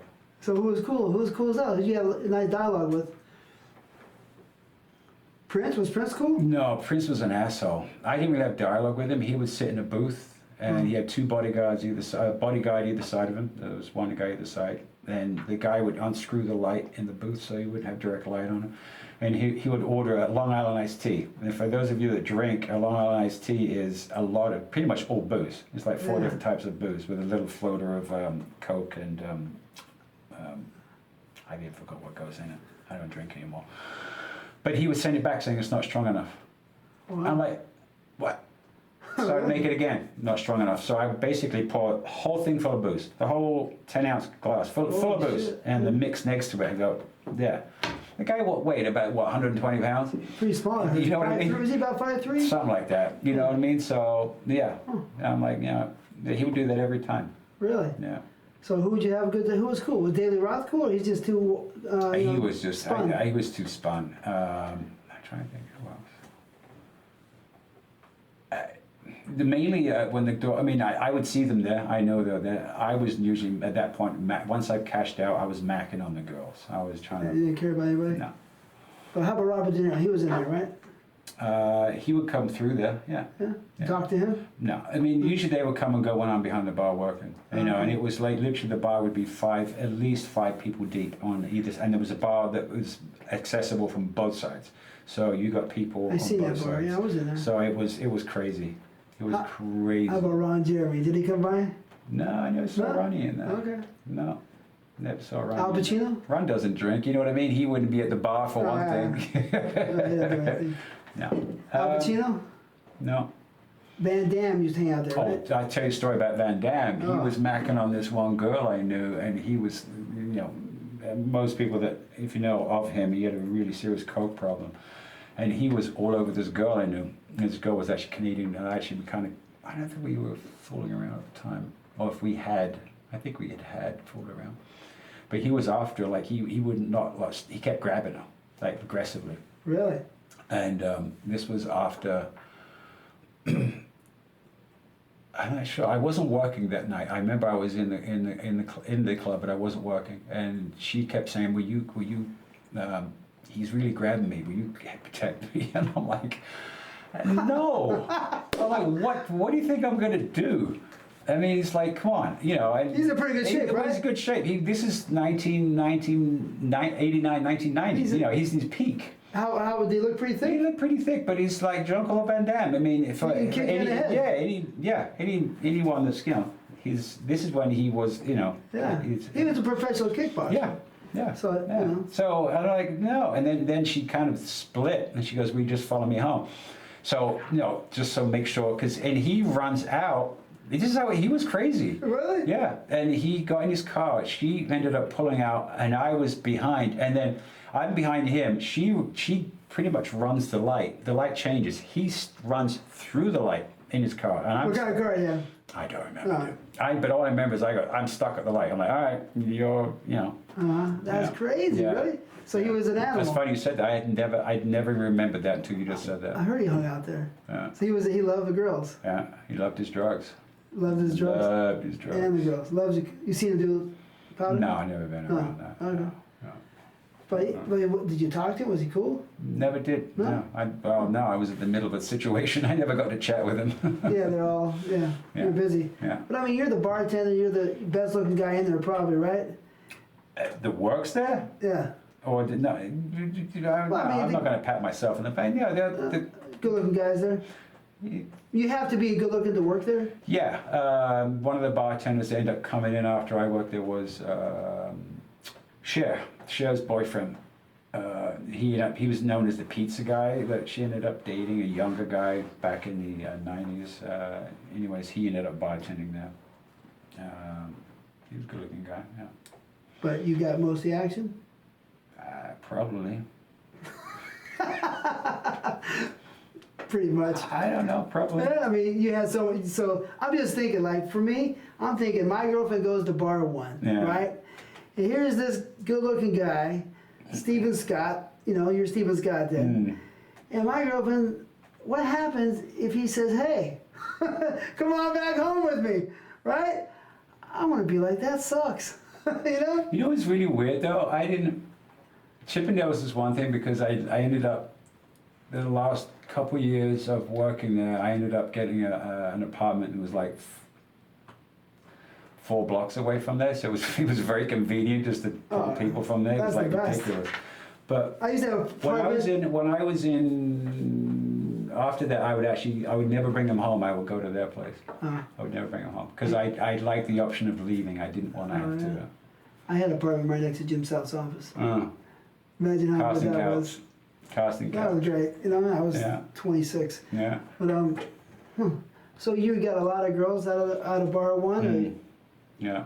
as many as Chippendales? Well, I used to go to after-hour places after the club had closed. They call them booze cans. We call them booze cans.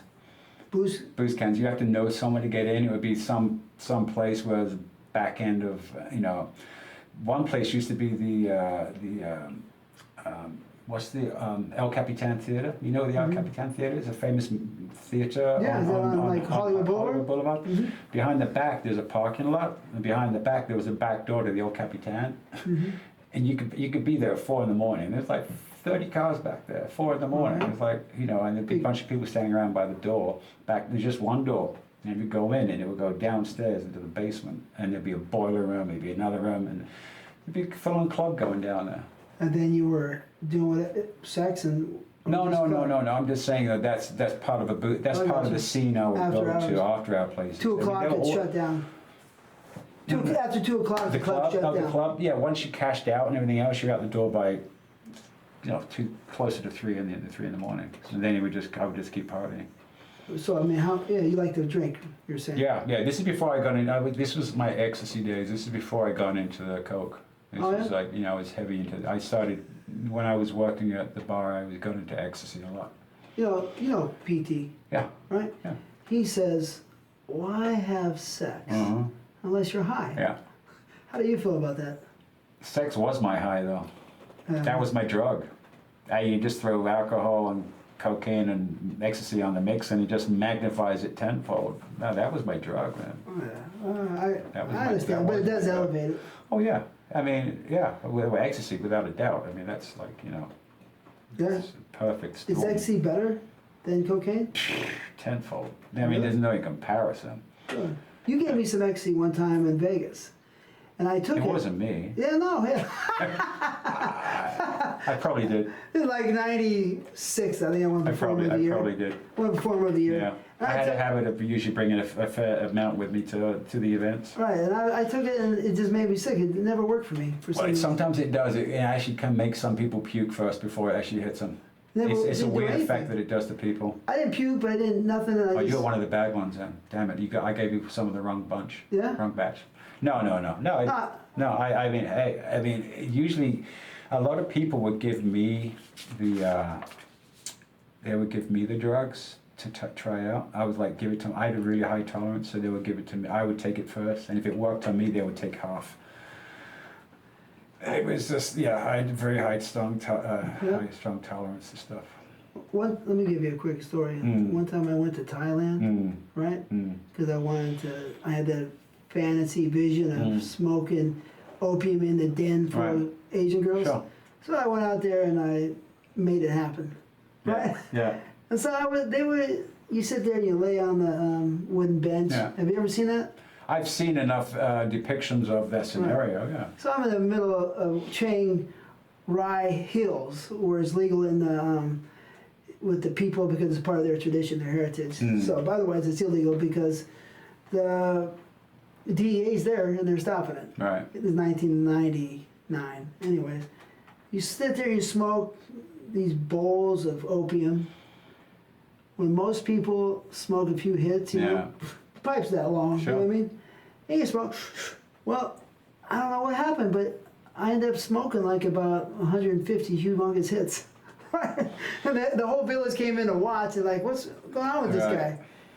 So I must have had a strong tolerance to that type of stuff. Yeah, my friends used to say, they used to call me lab rat. Yeah. Lab rat. It's because it's like, you know, it was, you know, give it to me and I'll try it, and then they would take half. Yeah, they're pretty strong. I just have a high tolerance. Okay. Even when I've had surgeries, they give me morphine. I'm like, you need to give me more, it's not working. And then would double, triple the dose, and then it would kind of really, really hit me. But you can drink too, a lot? Oh, I, See? yeah. You're a strong guy. Well, yeah, You're a Roman. once I, well, for a Brit, it's in my blood, you know what I mean? Yeah. But no, I would get to a point where once I started drinking a lot, your tolerance goes up higher too. Yeah. If I had a drink now, I'd probably flat on my back after a couple of beers. I haven't drank in 4 years. All right. 4 years in a couple of weeks.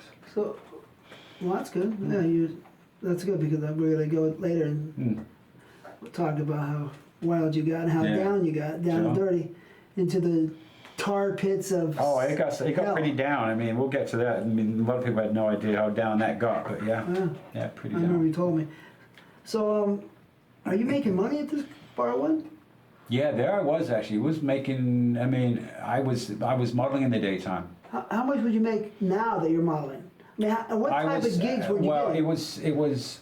I put it this way: I had to supplement bartending to cover the modeling. You know, you can go on 5 interviews. You can go on 3 to 4 to 5 interviews a day. You know, and then it's 5 days a week, and then you go on a cattle call, and there could be 20 guys, 30 guys look just like you, and they want one guy. Yeah. And it's like, and then after 6-7 years of that, if not, what I mean, it's just like the dream goes. I know guys that were modeling back then are still plugging away. I'm like, no, I can only kiss ass so much. Yeah. You got to play the game. I'm like, Well, you're a nice guy. So. Yeah, well, I'll play it to a point, but I'm not going to cross. There's a certain line. It's like, no, I got to have my own respect. Yeah, pride. Yeah, pride. So then. But yeah, I was bartending. You can make anywhere from $300 to $500 on a night and a weekend. If you have your regulars come in, you know what I mean. They slip you the money, and you slip you $100 off the top, and you don't charge them for the drinks. Oh yeah. That's what I used to do. I would find the bartender that you click with. Any place I used to go to, I go, here's 100, and they knew exactly where you're going with it. And this was back, you know what I mean. If you go to the right place, if I go to a place and they pour heavy, like as opposed to not a shot glass, they have a rock glass and just pour, and then then I already know. Then I'm like, okay, here's $100, and I could give someone $100. And this is back in, we're talking 90s, so there's a lot of money back then. But I've gone to clubs where there's been 6 of us drinking for the whole night, and what's the tab? $17. Wow, that's and they pocket the rest of the money. Wow, So that's cool. That's what I used to do. So it was like a give and take thing. Wow. It was always like that. That's You what have your regulars come in, and you're having a good night. That's what that bar rescue guy's all about, huh? Yeah, probably. I've watched a clip of that. I can't stand that guy. Huh? It's just watching him talk is just Smack him. He's like a cartoon character. I can't do. I don't know. He just some reason rubs me up the wrong way. Maybe it's Boogie Nights rubbed me the wrong way. You know what I mean? So rubbed you the wrong way. Boogie Nights. Why? It's bullshit. I think it was pretty true to point though. Really? I mean, it was like that. I didn't see it like that. I mean, the scene was like that. I didn't see anything like that. No? No, not my opinion. It didn't seem anything like that. All I remember is the drugs and the pool partying, and that whole scene was 100%. That Really? part. Oh yeah, I was in the middle of that, thick of it, for sure.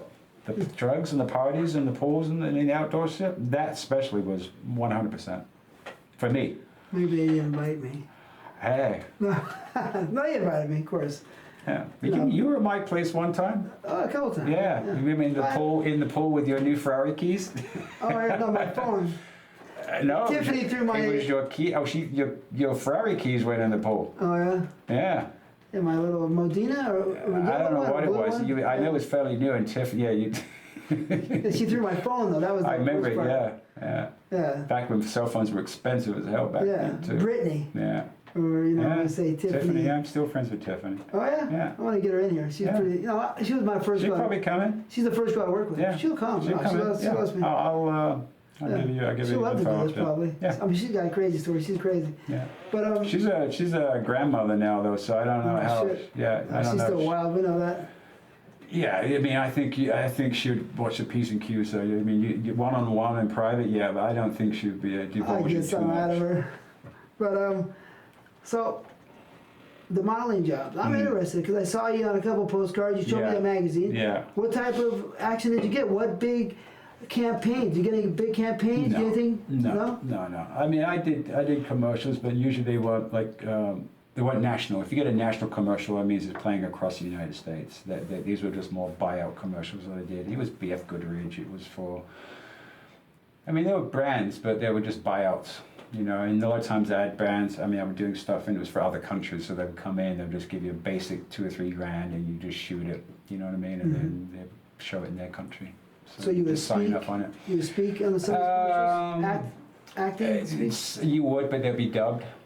Oh. You know what I mean? The Mhm. one was so you would say the words that would at least the motions would translate. So then they would dub it. Uh-huh. You know. So, I mean, that one postcard, let me tell everybody. That postcard's still out there. Yeah, that's what I'm saying. It's still out there in Venice Beach. There is a postcard out there, and I'm going to get that postcard and put it on this video, on this interview. But that postcard is probably how old? 30? I took that something years? in 1988. 1988. There's a postcard that's out there for, well, what the hell is that? That's 31 years with him. Imagine that. That's how good looking this guy was. No, come on. This is the postcard that's still And I'm out not there. gay, you know that. You know what I That's the mean? postcard that's still out there to this day. There's another postcard. And that's, all right, here's a And postcard. the other guy's Mariah But Carey. there's another postcard out just with you coming out of the water or some shit like that. Mm. You know what I mean? Here it is. 3 guys, but this is right here is Mark. He's in the better shape. It looks to me like pretty good shape. He got some pretty big arms too. Right there. The other guy's Mariah Carey's brother on the other side. Well, that's you right there. Yeah. Right. But the other guy's Mariah Carey. There's Mark, Stephen Scott, and this is Mariah Carey's brother right here. It looks like Mariah Carey. I see him. But look at, unbelievable, right? Look at that guy. He's a real dick too, by the way. Oh yeah, well, I'm sure you got a lot more action than him. That's pretty good, man. That's pretty, all these years. Too bad there's no residuals on that. That was a poster originally. Oh yeah? Yeah. And For the who? calendar, I mean, whoever shot it, I mean, Okay. for whatever company, I Uh-huh. mean, it got reused and reused. It's, Alright. people are still making money off of it. So, yeah. Oh, that's great. Just like when we do the movies back, you know what I mean? You sign up for it, they own it. Yeah, but for you the know rest what? of your life. I never ever looked back and ever said, oh, well, I took money. Oh, no. And if I did that, I would have hung myself a long time ago. Yeah. I was happy. People call me. You know what my motto was? What? Get laid, get paid, go home, no drama. Yeah. That's why I didn't get into directing. That's why that was yeah. it. That was my basic, that was my motto. Yeah. Well, the drama I had to deal with. Yeah, I saw what everyone went through. I didn't want to deal with that. Plus, I was too busy getting high and getting laid. So then you're, what's the most you ever got paid for a modeling job? I don't remember, man. It was a lot of it is buyouts. If it was a catalog thing, it could be a buyout. I don't know, a couple grand for a shoot. But Okay. that's like, Couple grand, okay. yeah. Alright. So here you are. But it's a shoot for an ad. It's an ad for something, but it's a buyout, so they own the rights to that. They use it however they want. Yeah, Similar right, kind of yeah. thing as us getting paid. You know, once you sign their release, they own it. Right, yeah. Yeah. So here you are at this point in time. You know, you modeling. You're in the bar 1 scene. You know. Yeah. Are you watching movies now? Oh, I'd been. What do you mean, porn stuff? Yeah, I've been watching porn movies when I was at Chippendale. I was like going. I would get 2 or 3 at a time, and I just like. So I knew all the girls. I knew all of them, and a lot of the girls were coming into to Chippendales too. Really? A lot of them. The Were. porn girls? Yeah. Porn stars? Mhm. They were just down for Yeah. sex. They really liked sex. Erica Boyer would come in. Yeah, she was cute. Yeah, she I was didn't work actually with her. she was one of my favorites back Did then. you hit it? No. Okay. No. Yeah, who's your favorite? Because I was a big porn fan. Yeah, You're a my porn- favorites. Yeah, I mean, okay, my favorites was Ginger was on the list for sure. She was great. Yeah, yeah you were talking 86, 87, right? Those the Yeah, prime time. yeah, right? yeah. What did you get in? When did 89. 89. Yeah. Jeez, I'm trying. Candy Evans. Yeah, yeah. Erica Boyle. I don't know why she was on my list though. She was a little bit older, right? Just a Yeah, teeny bit older. yeah, yeah. How I don't know. about- She just did it for me. She just seemed like she was a Yeah. natural for it. Amber Lynn. Amber, yeah. Amber was a little too Strong. Yeah.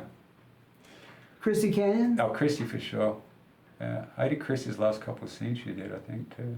If I Oh, yeah? remember correctly. Yeah, she's amazing. Yeah. She was Chris- fun. Christara Barrington, you remember her? No. No. May Lynn, did you see May Lynn? Yeah. Oh, yeah. She was yeah. sexy. Yeah. You see, the names you're bringing up are the ones I've forgotten the names, but you're definitely. Shauna McCullough. Oh yeah, Shauna. But Shauna was. She wasn't. She was. She came in. She wasn't before. Yeah. Oh yeah. Redhead Shauna McCullough? Yeah. She Then was. she came back again. Then. Yeah. Oh, okay. Yeah. All right. Yeah, she was, you know, Yeah. cute red. Yeah. Huh. I didn't know that. Yeah. Angel Kelly, did you see her? Oh, jeez. I remember working with her. I never saw her. You work with Angel Kelly? Yeah. Oh, Kelly Odell. Yeah. Not Angel Kelly. Kelly's black. Okay. She was one of my reasons I got in the business. Kelly Odell. Kelly Odell, yeah, she's an Yeah. Irish girl. Yeah. She was cool. Yeah. But yeah, so no Angel Kelly. No. Jeannie Pepper, you work with her? No, no, I didn't, but I know exactly who she is. Yeah. Nina DePonka, she was back then. No, I know the name. Sahara. Oh yeah. Yeah. Oh, man, well, I missed her. That really Yeah. breaks my heart. She was Right, beautiful. yeah. If there's Saharas watching us, man, I would love to get you on here because you were so pretty. Right? And anyways, Yeah. Yeah. so there's a lot of girls out there that were pretty cute. The Candy Evans, you remember her? Candy Evans. Remember Lena? Yeah, but that's, you know. That was after that. that's- Yeah. and Yeah. She was on my favorites too. What about Danielle, the blonde? She had a real fat one. I know that name. You know who Chet's ex-wife, Deidre Holland.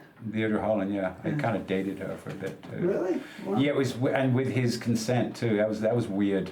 Really? That was so strange. He was like, "Yeah, dude, you know what? We're going through a testy time." When we Really? kind of saw each Wow, other for a that's bit. a trip. It was strange. And then once he realized she was kind of getting a little attached, he went, yeah, "Okay, that's enough." I went, "Okay." Oh, really? Yeah. That's a strange thing. I know, right? Yeah. I was on a set one time way down there in Dana Point, whatever. Probably for PT or somebody. Mm. Or I can't remember, 1990, right? And she was on the set. I said, "Hi." Mm. She's like, "Little punk." Yeah. Scram, right? Yeah. Listen, Deidre Holland. You shouldn't have said that to me. I was a cool guy, and I become one of the best performers in the history of the business. I recognize. She was a sweetheart. Though. Was she? I She- did. she Yeah, was she pretty, was. right? Yeah, very. Yeah, she looked real. Of course, that's why I was Yeah. trying to say hi. Yeah. She just threw me like a little Yeah. punk. Yeah. Scram, let's work. All right, I was no problem. curious where she's at today at this Yeah. point in time. She good? I always wonder. Good sexually? Yeah. Yeah, she Yeah. looked pretty. Yeah. And sometimes I wonder if you recognize what I recognize. I recognize, sure, the energy of the girls, Mm. but I also recognize the goods. The walls, the sugar walls. The heat, the texture, the tightness, the wetness. Yeah, I don't. That doesn't. That That doesn't- doesn't register with me. Really? For me, it's more of a connection. It's more of a. I mean, for me, it's. Really? If you can. I mean, if you're looking away from me when I'm looking at you, then you're hiding something. Uh-huh. You know what I mean? If they can look at you and connect, if you can just get right in there, Uh-huh. then there's a connection right there. And I call it action reaction. Yeah. You know what I mean? If you do a little something and they just, and then you know what I mean? And then you then it's like a ballet, you just do it together. When there's no effort, Yeah. and it's right out of the gate and there's no effort, it just flows. You're like, shit, I want to do that again. It's like the first time I worked with, oh my God, Heather Hunter. Heather Hunter, thank you. Yeah, we worked together. We've been wanting to work together for a long time. We worked together, and then right after the scene, we went and got to a hotel room. Really? Oh yeah, I had to be a couple times. You click with someone like, okay, now I want to do it yeah. for real, because on camera, Heather Hunter was something. Mm-hmm. Yeah, she was cool. I was one of those. I worked with Heather Hunter and Dee together. Oh, yeah? You remember Dee? Of course. Yeah. Yeah, that was like 2 books. That was like 1996 or 97. Mm. D came around. Yeah.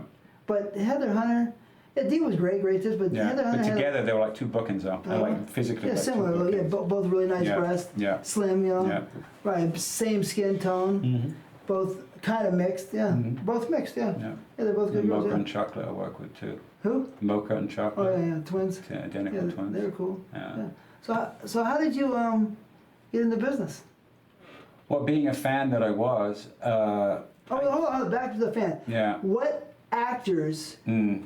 before you got into business Yeah. did you think were cool or were good? I didn't know who you were back then, though. No, no. You said you did. No, I knew who you were. Yeah? I knew you were. You know what? The ones, it was Harry Reams, I remember a lot. Oh, yeah? It was Gerard Butler. Not Gerard, Jerry Butler. Jerry Butler. Yeah, why did I say Gerard? Oh, and of course there was, it was Leslie, John Leslie. He's great. He was yeah. kind of, I mean, I liked him because he was kind of creepy as well. Yeah. Kind of connected. Because I used to, when I shot for him, he would always like tell me what he wanted out of a scene because he knew my head would go to the same place. So he just gave me a little something to run with. Same as Patrick Collins. He would the same way. He would do the same thing. And what's his name? What's his name that worked with Leslie a lot? Jamie Gillis. Jamie Gillis. Yeah, I like Jamie. Because they were kind of a little twisted. Jamie's super twisted. Yeah. That's why I kind of connected with those guys. You could just tell by looking at them. They're like, oh, okay, this guy's a little. I like those guys He's too. dirty. I didn't really pay attention to Harry Reams because I didn't watch those. Yeah, but there's just characters that stuck out. You know, obviously you and Peter. me and Peter North. Yeah. Yeah, we were together a lot. Yeah. And Yeah. we'll- Well, that's like I said before when we were talking before. I mean, it's like, you know, when I came into the mix too, I mean, it was the same 10 plus, you know, maybe 10 guys that worked consistently because we could. We physically could day in, day out. 2 or 3 scenes a day. Yeah, I remember when we went to, we were in San Francisco, and remember it was for, Terenzi. yeah, yeah. And that was funny because he was like, "Who's up next?" And it was like a loft with I don't know how many, like maybe 3 or 4 plus sets kind of set up on that loft. Downtown or something? It was like a loft, and it was Yeah. like, you know, he was shooting on a camera that was at the end of a stick. You remember Yeah. that? Yeah, of That was course. like, it was some little thing, but I mean, obviously by today's standard, they're like, oh, it's a GoPro in it. But this was like, we're talking 30 plus years ago, dude. Yeah. It was wild, so he could get right up in Terenzi angle. vision almost, Yeah, yeah. But I remember, like, we'd yeah. finish the scene, and you might have been in the scene. He goes, "Who's up next?" And he would usually be the first one to kind of jump in. He was usually, well, maybe he wanted 2 or 3 guys in the scene. And you'd be like, "In next."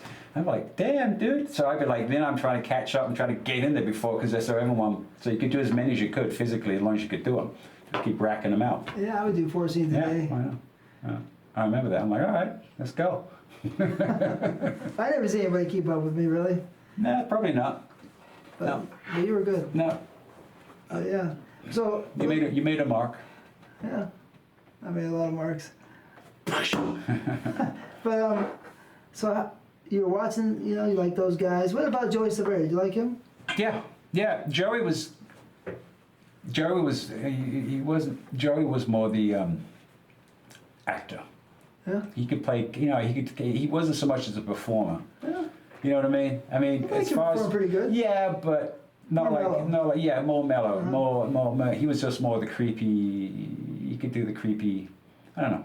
There's a physical presence that you have that Peter has. You know what I mean? But it's kind of like, you know. I mean, to me, it's more like softcore action as opposed to just pure fucking. Yeah, crazy. You know what I mean? Yeah. Not taking anything away from those guys, because those guys are the ones that kind of paved the way. Right, you're probably You know right. what I Yeah. mean? They didn't have that wild. No, no. They weren't really like. I don't want to say anything bad. They're probably not real Yeah. athletes. But It was- Joey, I don't know. You know, I don't really. I can't say. Yeah. But right, I know what you're saying. Yeah, I mean, not taking anything away from them. I mean, because they, you know, there was an era and that was a time. There was one guy I used to watch. I don't know where he was from. This blonde guy, and he was shredded. Like glutes were shredded. I don't know. I mean, he's obviously on a lot of juice, but he was like not huge, but Francois. maybe He had that Asian girl. No, but I'm talking. I was watching him, and I was watching him in the like '84. I was watching him. I think it was so- Francois. Is that what his name Yeah. was? He had like that. Almost like a Van Damme look, almost a little bit. Yeah. Yeah. Yeah. Yeah. He had that fake blonde. Yeah. Yeah. And he had super tan. Katja, what, an Asian girlfriend he I had. know the right? name. Yeah. Right. So yeah, I think that was. But he was so ripped, his small, glutes were small ripped. penis, right? Yeah, but he was Shred, like, right. but he would perform Yeah. like a fucking machine. Uh-huh. He was just, you know. Pretty good. Didn't Yeah. make up for it, obviously, probably. Yeah. What about Tom and Mark? Huh? What about Tom and Mark? Tom, I didn't really. You didn't watch them those days? No. No, you You know what? Be honest with you. Back then, I really wasn't paying attention to the guys. Yeah. Back then, I wasn't. I mean, it was just, the guys were kind of just secondary. It was the girls. I was like, like typical. You walk into the video place, you walk into the back, you turn over the box cover, and you go, okay, I like her, like her, like her. And you get the movie. But some of the guys stood out. Yeah. Yeah. Yeah. Me and Peter. I mean, Rocco, Rocco was in there too. Yeah. I mean, he was in the scene back then. not too many. as much though. Right. He kind of broke into the scene more in the 90s. Right. Yeah, exactly. But he was in Europe, right? Yeah. I worked with him in maybe even 89, but for sure 90. Yeah. Together, Yeah. But anyway, so then how'd you get in? I started doing. I was the token guy in a Speedo for Suze Randall in Penthouse. I was like the guy in the background, just a background guy. Oh yeah. And she, and then I started, and I knew the girls that were on the sets. I think one was Terry Weigel with the time. So pretty. Yeah, in the day. Unbelievable. Yeah. Terry Weigel, because you could never pin her down. You have to pick her up. It was insane. No, she slipped out of my grasp, but she was beautiful. Yeah, right? I'd have to pick her up, and just that way she couldn't go anywhere. But she was so beautiful. Oh, she was right? gorgeous. Gorgeous. Unbelievable. Unbelievable. Without makeup, I mean, she was just stunning. Probably the prettiest girl ever came into porn. No, the other one is, I think Chasey was right up there. Chasey Lane? Yeah, right. Yeah. She was right up there. Let me tell you a little story about Chasey. Yeah. She was super sweet. She had a big crush on me. Yeah. I had a girlfriend I liked, right? Yeah. And so we were hanging out a little bit while me and my other girlfriend were broken up. But I was like, Jay, go ahead. You can have it. I just gave her away to Jay. Yeah. But she was beautiful, right? Yeah. No, she wouldn't work with me. Supposedly, this is what Jay told me, because I had a foreskin. She wouldn't work with me. Oh, really? All right. Okay. All right. Oh, yeah? I mean, I don't think Jay's a liar, really. I don't know. It doesn't matter to me. Yeah. I mean, that was the excuse I got. Oh, so you never worked with her? No. Because of that. I mean, that's what he told me. Oh, yeah? So I don't know. To that effect, I don't know. Wow, she was very pretty, huh? She's gorgeous. Yeah, she was. Yeah. But I like Terry Weigels look a little better. Yeah, But Chasey was beautiful. Yeah. So anyway, so getting back to that, so I was at Suze Randall shooting a couple times, and I toyed with the idea of doing magazines. I was like, yeah, should I shoot? I mean, for a couple of years, I was on the fence, and I'm like, you know what? Screw it. I'm just going to go for it. I'm just going to start doing magazines. So I did magazines for a good 2 years, from like 88, 89 to like 90. So simulation. Yeah, no penetration. Half of them were no pop shots. There was no pop shots back then. Right. And half the time the girls wouldn't help you because they were strippers. Usually strippers from Canada, and Right, they wanted to get a magazine so they could go on the road and make money. So and then, doing a you know what it's like, doing a shoot for 4 to 5 hours and having to keep your dick hard the whole time, and half the time the girls aren't helping you, and then after this, being in the restroom afterwards blowing a nut because you got blue balls. So I mean, if you do that, hard. Yeah, if you could do that, that's a cakewalk. Well, a movie is a cakewalk. Kind of, because there's a lot of premature, preemies out there that just, can't handle a girl, you know what I mean? Right. So not necessarily, Right. because when the nitty gritty comes, what can you do? Okay, you're right. But it's very difficult It's doing good. those It's good shoots. training. There's good training. Great training. So I did that with Suze. To the point, Suze used me so much, she used to put disguises on me. It was ridiculous. It was so funny. Really? Yeah. And then eventually down the road, when I ended up shaving my head, when I'd been, been in the movies for quite some time, she was like, oh my God, I can use you again. A different look. Her accent, darling. Yeah. She irritated me a little bit. I love Suze. Yeah? Man. Yeah. Did you know she got Shawn Michaels in the business? No. That trip? No. Shawn Michaels on there, a little while ago. Yeah. But you guys, I love Sean, man. He's my brother from another mother, as he says. Yeah. Yeah. He's great. Yeah. That was that, and then I was doing all the magazine circuit. I was shooting for Veron Vogel back in the day, and then. How much do you make? Just normal wages, $300 a shoot or something like that? Something like that. Yeah. Yeah, something like that. You did Hustler? I did all of them, every Hustler single paid one. more. I did so many magazines, it was stupid. Really? And I think I remember, maybe I only had 2 or 3 as far as, I never saw the layouts, you don't see them too search much. for them. I saw a few of them, but Yeah. of mine. And then I would do the layouts, and then I would do a lot of the secondary stuff afterwards for a couple extra $100. Do like ads and stuff all the back of the magazine, stupid corny ads and Yeah, shit. I seen you in some of those. Yeah. Yeah, stupid, really stupid weird ones. Uh-huh. Yeah, and then Vogel ended up shooting my first scene. I finally went, all right, screw it, let's do it.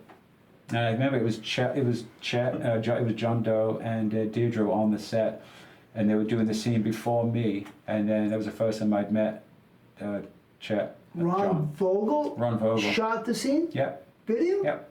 Wow. Yeah. Really? He shot my very first scene. For who? I don't know.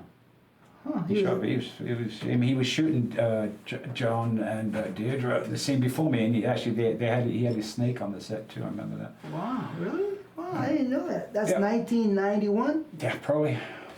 Yeah. Huh. Yeah. That's a trip. So who'd you work with? I don't remember, dude. No? You got too many girls. No idea. I just remember I felt right at home. It was a breeze. I felt like, okay, I can do this.